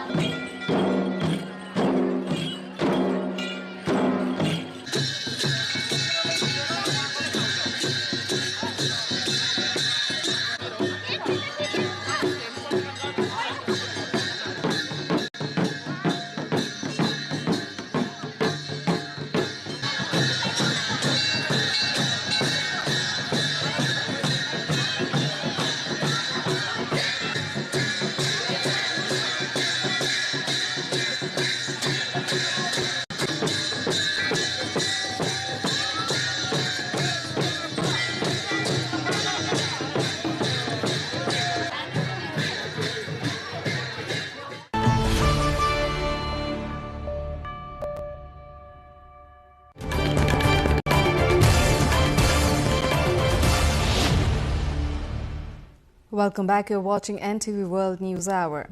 And it's time for Issue of the Day. Nepal is racing to revive hundreds of delayed infrastructure projects that have become symbols of the country's long-standing development challenges. With key construction materials now available and stalled projects under review, officials are aiming to bring major road networks back on schedule. We have a report. The government recently released a report identifying 170 road and bridge projects as being in a stalled or problematic condition. Authorities say they are now preparing to accelerate work on these projects. A few months ago, several road construction projects had come to a halt due to a shortage of bitumen, the key material required for asphalt paving. The supply situation has now improved, allowing construction to proceed more smoothly. सुरुमा चाहिँ हामीले त्यो ठेक्का ऋण किन भयो त भनेर त्यसको कारण पत्ता लगाउनु पर्ने हुन्छ। जस्तो ठेक्का ऋण हुने भनेको चाहिँ कि कार्यालयको कारणले हुन्छ, उले दिनुपर्ने डिजाइन ड्राइङहरु नदिने अथवा साइट उपलब्ध गराउन नसक्ने त्यो कारणले हुन सक्छ। अर्को कारण भनेको कन्ट्र्याक्टरको कारणले हुन सक्छ, उहाँहरुको लापरवाहीले गर्दाखेरि अथवा उहाँहरुले जति परिचालन गर्नुपर्ने यो स्रोत साधन त्यो गर्न नसकेको अवस्थामा रुग्ण हुन्छ। यदि हाम्रो ठेक्काहरु चाहिँ विशुद्ध निर्माण व्यवसायीको कारणले रुग्ण भएका छन् भने चाहिँ हामीले उहाँहरुलाई कि त यदि ठेक्का सम्पन्न गर्ने अवधि सकिसकेको छ भने कि त हामीले हर्जाना लगाएर काम गर्छौं, जुन व्यवस्था चाहिँ हाम्रो ठेक्का सम्झौतामै हुन्छ। यदि हर्जाना लगाएर पनि काम सकेन भने हाम्रो अन्तिम विकल्प भनेको चाहिँ ठेक्का तोड्ने नै हुन्छ। हामीले ठेक्का तोड्छौं।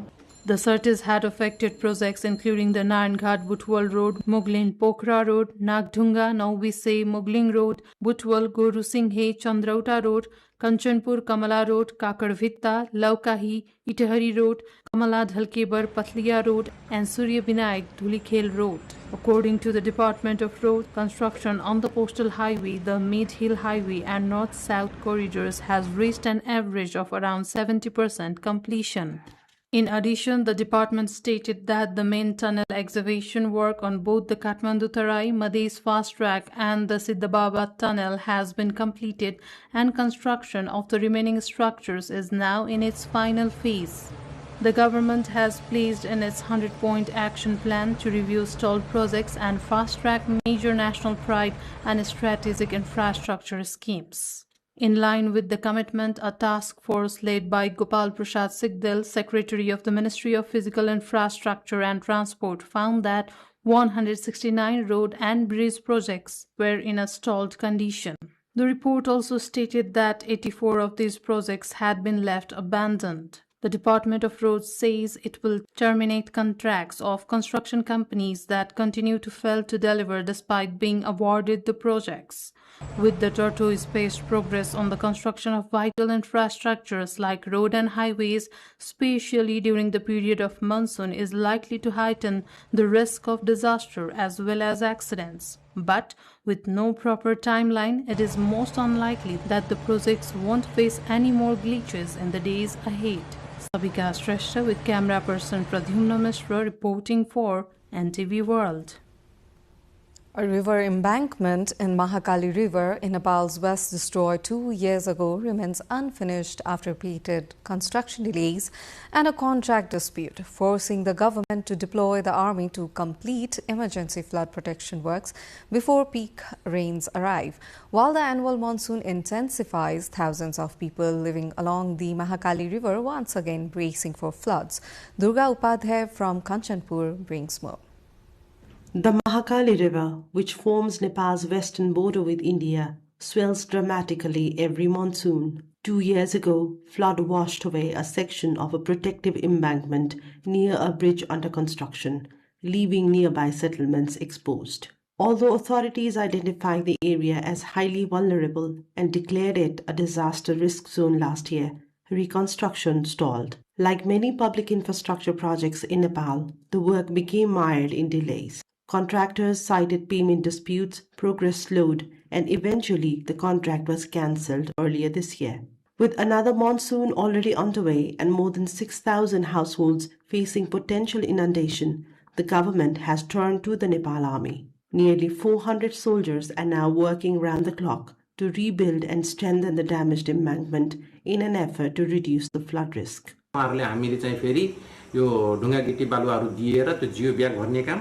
र थप जालीहरु भर्ने कामहरु त्यो लन्चिङ जुन चाहिँ हामीले 300 मिटरको उसमा स्पोर होल पर्यो त्यसको लन्चिङ गर्ने काम नेपाली सेनाबाट भइराछ.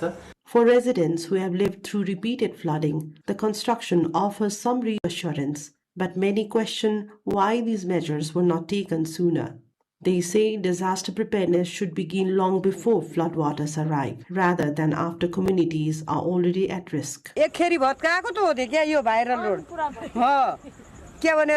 हामीलाई यो पहिलाको जो यो तार कि जाली बानी कन्टले यो बन्द अलगा उठा हामीलाई डर छैन अरु कि अहिले बठे जसरी देश सेवक लागिरहन तसरी प्रचालन गर बाध्य हुनु बनाइदेउनु एकदम बलियो बनाइदेउनु. Floods cannot be prevented, but the impact can be reduced through timely planning and resilient infrastructure. In Nepal, where delays have repeatedly undermined critical public projects, soldiers are now racing against the monsoon to deliver the protection that contractors failed to provide. Whether the embankment is completed in time could determine the safety of thousands of families living along the river.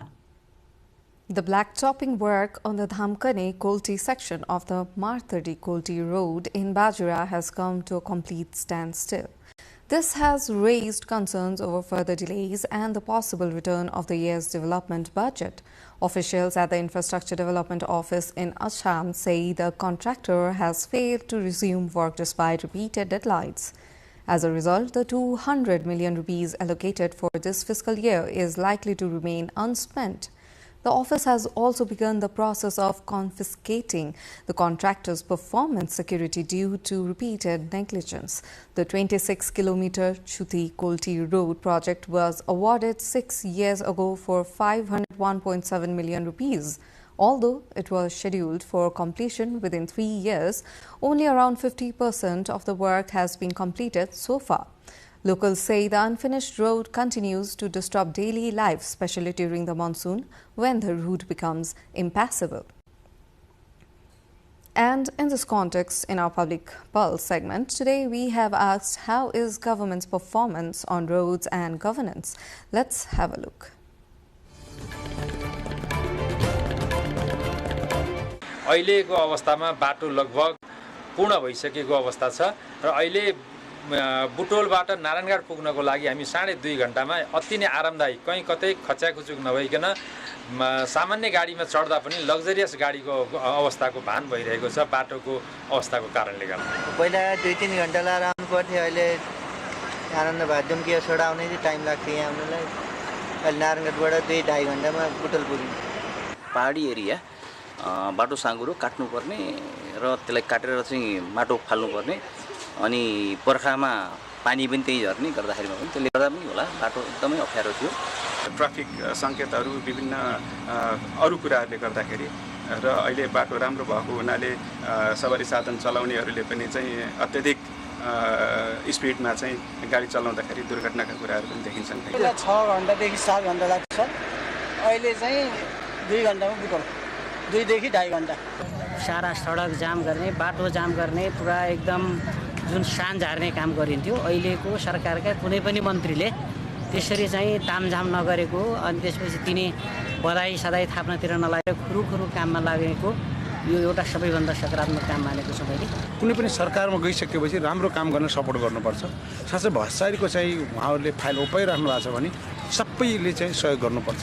पहिलाको सरकार केही छैन, हामीलाई त आफ्नो जहाँ सदस्य अध्यक्ष मात्रै बनिएको छ, हाम्रो घरतिर बनिएको छैन। बाटो त्यस्तै छ, आफ्नो मात्रै बनाउनुहुन्छ सरहरूले, बोले हामी पछाडि हिँड्ने मात्रै हो। अहिलेको सरकार आए पनि त्यस्तै त होला।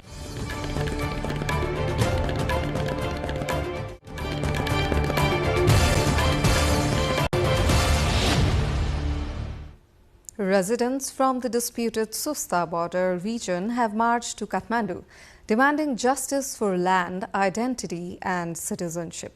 Their sit-in at Maitighar intensifies pressure on authorities to address one of Nepal's long-standing border grievances. That's our cover story after this short breather.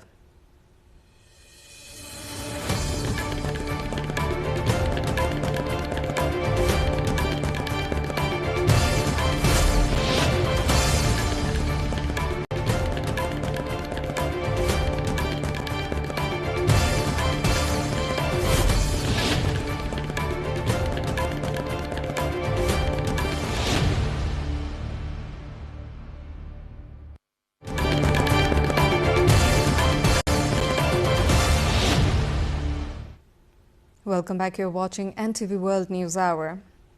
And it's time for a cover story. Citizens from the border area of Susta in Nawalparasi have arrived in the capital Kathmandu, demanding protection of their land and identity. They have started a sit-in protest at Maitighar, raising demands related to border security and citizenship rights. A report. Residents of Susta are currently protesting in Kathmandu with a 3-point demand, including citizenship and land ownership certificates. Protesters at Maitighar say they are not only denied citizenship, but also treated like refugees on their own land.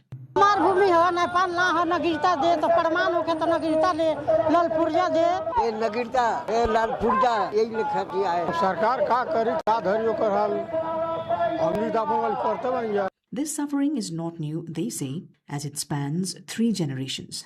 An 81-year-old survivor, Munna Khan, who was shot by the SSB in the Nepali year 2040 BS, says he is still on the streets seeking justice with his citizenship documents. Out of 375 households in Susta, 175 families still reportedly remain without Nepali citizenship.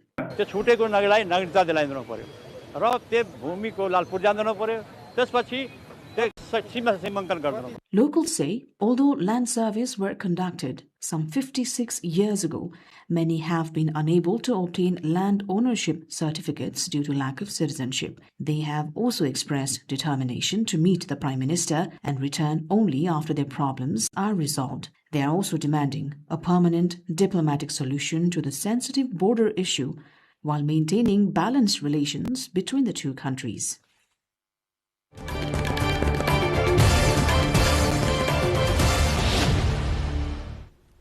That wraps up our cover story of the day. On to other news. Rashtriya Swatantra Party has sworn in its newly elected office bearers and Central Committee members following its first National General Convention. The oath-taking ceremony was held at the party's Chamati headquarters, where President Ravi Lamichhane administered the oath, presented certificates and gifted party bells to the newly elected members. The convention held in Bharatpur from June 21st to 26 elected a 99-member Central Committee along with the party's top leadership. Lamichhane was elected unopposed as president, while Dr. Swarnim Wagle and Shobita Gautam became vice presidents. Bipin Kumar Acharya was elected general secretary, with Asim Shah, Hari Dhakal and Nisha Dangi serving as joint general secretaries. The committee includes representatives from open, inclusive, provincial and various community-based categories across all 7 provinces. The Office of the Prime Minister and Council of Ministers has issued a circular today, instructing all 3 levels of government authorities not to scan official government documents using mobile apps. The circular issued by Bodhraj Paral, a computer engineer at the office, states that it is the responsibility of every office and employee to ensure the confidentiality and secure archiving of government documents. Using mobile scanning apps, many adversely affect the confidentiality of sensitive and confidential government documents at the office. The Ministry of Home Affairs has directed strict action against hospitals that fail to provide mandated concessions to targeted groups.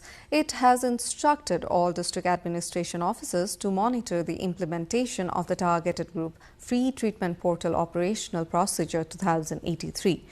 The ministry says any institutions not complying with the laws should face legal action after proper monitoring.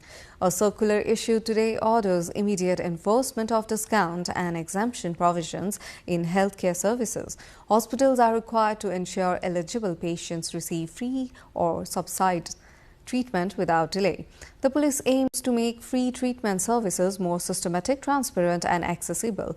Under the procedure, 10% of hospital beds must be reserved for free treatment for poor and vulnerable citizens. The ministry says it has received complaints that many hospitals are not providing these mandated benefits.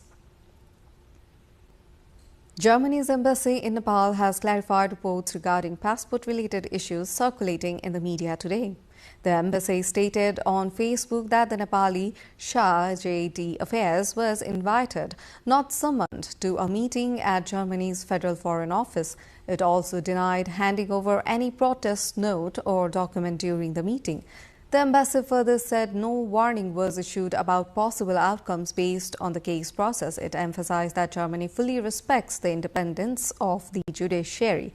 The statement added that this principle is also enshrined in Germany's constitution. The embassy said it generally does not comment on ongoing court cases. It clarified that no comments were made at any stage regarding the matter.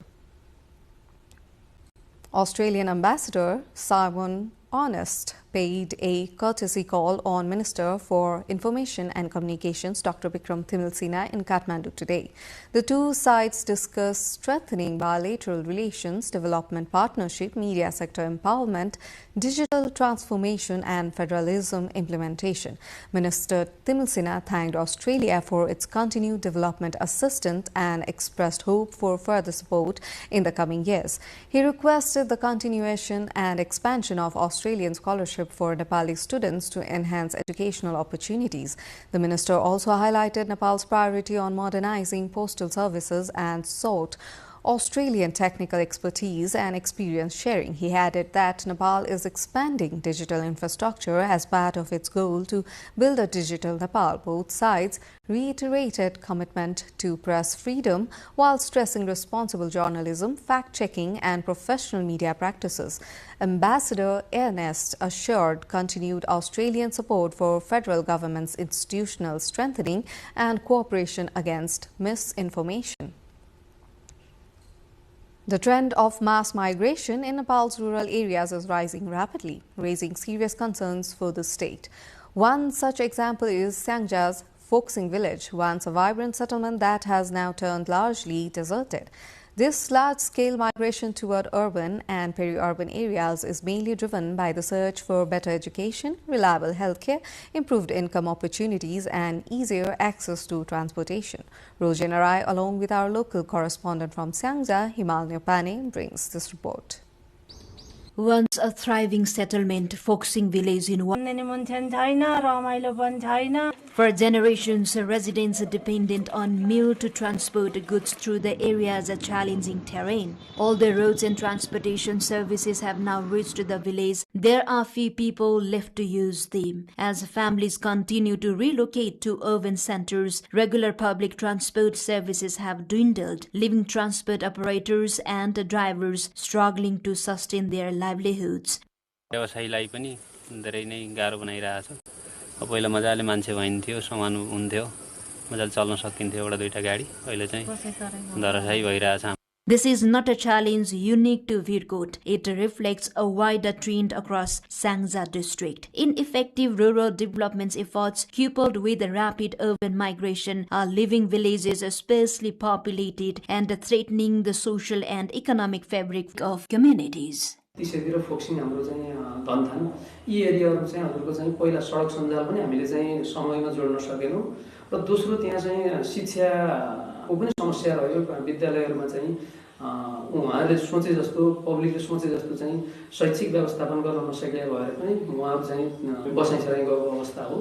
According to municipal data, 425 people from 117 households officially migrated out of Virkot municipality in the last fiscal year alone. In Foxing village, 70 out of the 155 households have already relocated. Local representatives say unless development initiatives become more youth-centered, employment-oriented and productive, rural settlements could face an even deeper population decline in the years to come. International news lined up next. For now, a quick recap of the headlines. Mahakali embankment remains incomplete after 2 years of delays. Nepali army deployed as flood risk rises ahead of monsoon in West Nepal. Foreign Minister says diplomatic efforts ongoing to resolve Nepal-India border issues, clarifies no agreement on uranium mining in Mustan. Iran offers to jointly manage the strait with Oman. Tehran criticizes the UN over conflicts in Syria, Lebanon and Palestine. Roof collapse at Lahore tutoring centers kills 14 children and injures 5. Authorities investigate disaster as grieving families demand accountability. AFC warns Nepal teams face exclusion from continental competitions. FIFA suspension puts FIFA international participation at immediate risk. And England faced DR Congo, Belgium sees Senegal, and US lock horns with Bosnia in round of 32 of FIFA World Cup.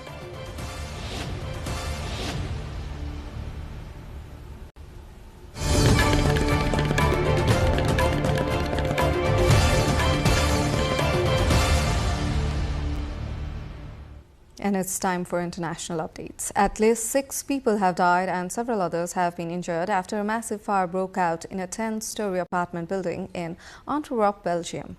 The blaze started just before 10 on Wednesday in the Linkeroever district and spread rapidly through the structure. Thick smoke was seen billowing from the 8th floor, forcing residents to flee or wait for rescue. Authorities say more than 200 people live in the building and around 80 flats were evacuated. Firefighters conducted door-to-door searches as dense smoke made rescue operations extremely difficult. Officials confirmed the fire was triggered by a technical problem on the ground floor. Several residents were rescued using ladders after being trapped in their apartments. By afternoon, the blaze was nearly under control. Through evacuation and search operations continued. Extreme heat and drought conditions have affected parts of Europe and other regions around the world between April and June 2026, highlighting growing climate pressures. In Europe, a severe heat wave that brought temperatures above 30.35 degrees Celsius to millions of residents in eastern and southern parts of the European Union has started to ease in the north and west. The prolonged hot spell has raised concerns over public health, water supplies, agriculture, and the impact of increasingly frequent extreme weather events.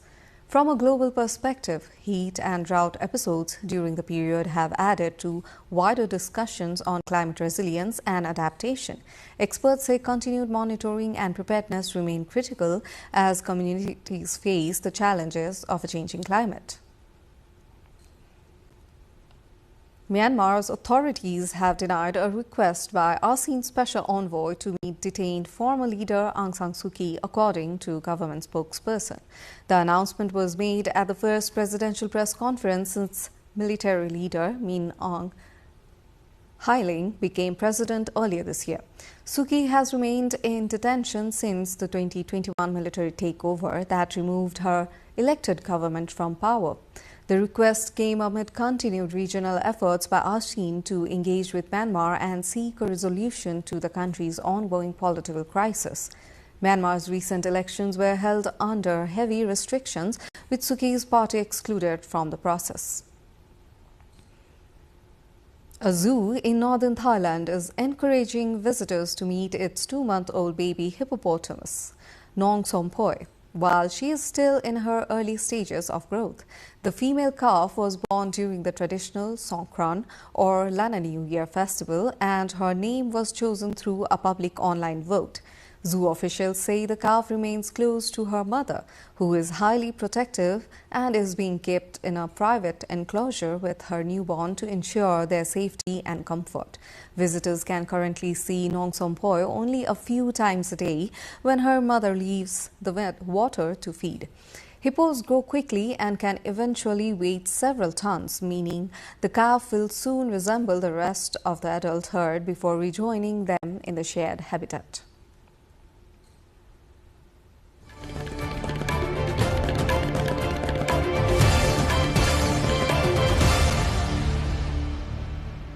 Business news lined up next. For now, a short breather.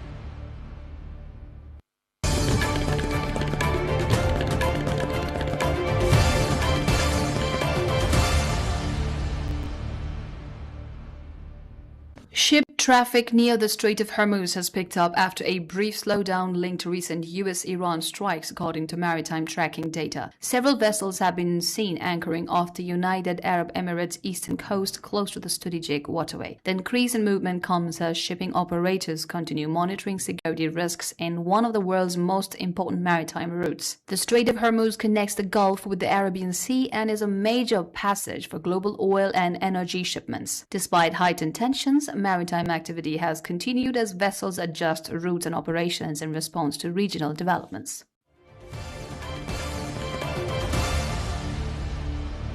Similarly, Iran says it was unable to export any oil during a recent U.S. blockade on its ports, according to Chief Negotiator Mohammad Bagher Ghalibaf. He said oil exports have since resumed with more than 40 million barrels shipped near the restrictions were lifted. در حقیقت محاصره رو برداشتیم تا امروز بیش از 40 میلیون بشکه نفت صادر کرد. در طول قریب به 50 خورده روز 60 روز قبلی ما واقعا یه بشکه نفت هم صادر نکردیم. The comments come as Tehran highlights the impact of sanctions and ongoing disputes over its energy trade.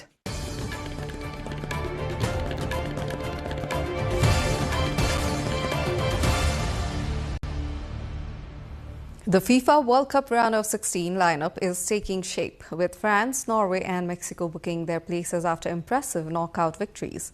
Kylian Mbappe made history with another record-breaking display, while Erling Haaland and Mexico has stared as the race for the World Cup title gathered pace. Here's a report. France stormed into the FIFA World Cup round of 16 with a dominant 3-0 victory over Sweden, as captain Kylian Mbappe delivered another record-breaking performance.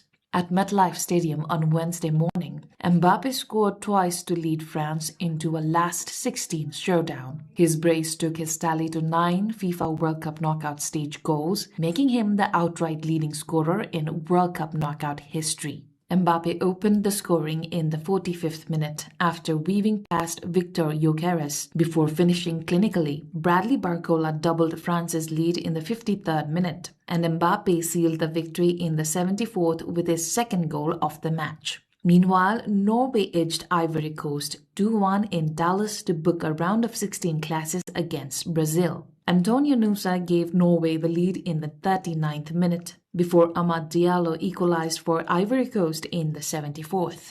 However, Erling Haaland struck the winner 4 minutes from time, netting his 5th goal of the tournament and moving within one of Messi in the Golden Boot race. Norway will face Brazil at MetLife Stadium on July 5 at 1:45 a.m. Nepal time. Mexico also advanced to the round of 16 after ending a 40-year wait for a World Cup knockout stage victory with a 2-0 win over Ecuador. Julian Quinones broke the deadlock in the 22nd minute before Raul Jimenez doubled the lead 9 minutes later to seal the result before halftime. The victory sends Mexico into the last 16, where they will face either England or DR Congo, while Ecuador's first appearance beyond the group stage in 2 decades comes to an end.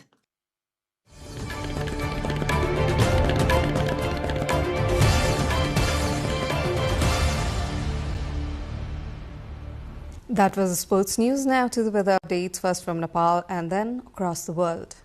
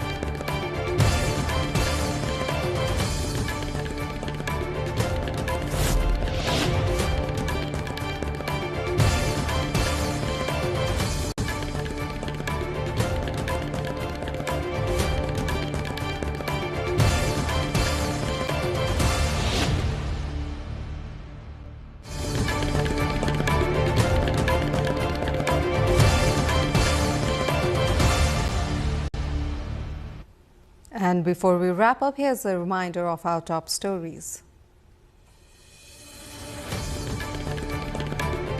Mahakali embankment remains incomplete after 2 years of delays. Nepal Army deploys as flood risk rises ahead of monsoon in West Nepal. Foreign Minister says diplomatic efforts ongoing to resolve Nepal-India border issues, clarifies no agreement on uranium mining in Mustan. Iran offers to jointly manage the strait with Oman. Tehran criticizes the UN over conflicts in Syria, Lebanon and Palestine. Roof collapse at Lahore tutoring center kills 14 children and injures 5. Authorities investigate disaster as grieving families demand accountability. AFC warns Nepal teams face exclusion from continental competitions. FIFA suspension puts NFA's international participation at immediate risk. And England face DR Congo, Belgium sees Senegal and USA lock horns with Bosnia in round of 32 of FIFA World Cup. That's it for this edition of NTV News Hour. Do join us through our social media and get the latest updates from our official website ntvworld.com. I'm Suviksha Rajak and thank you for staying with us.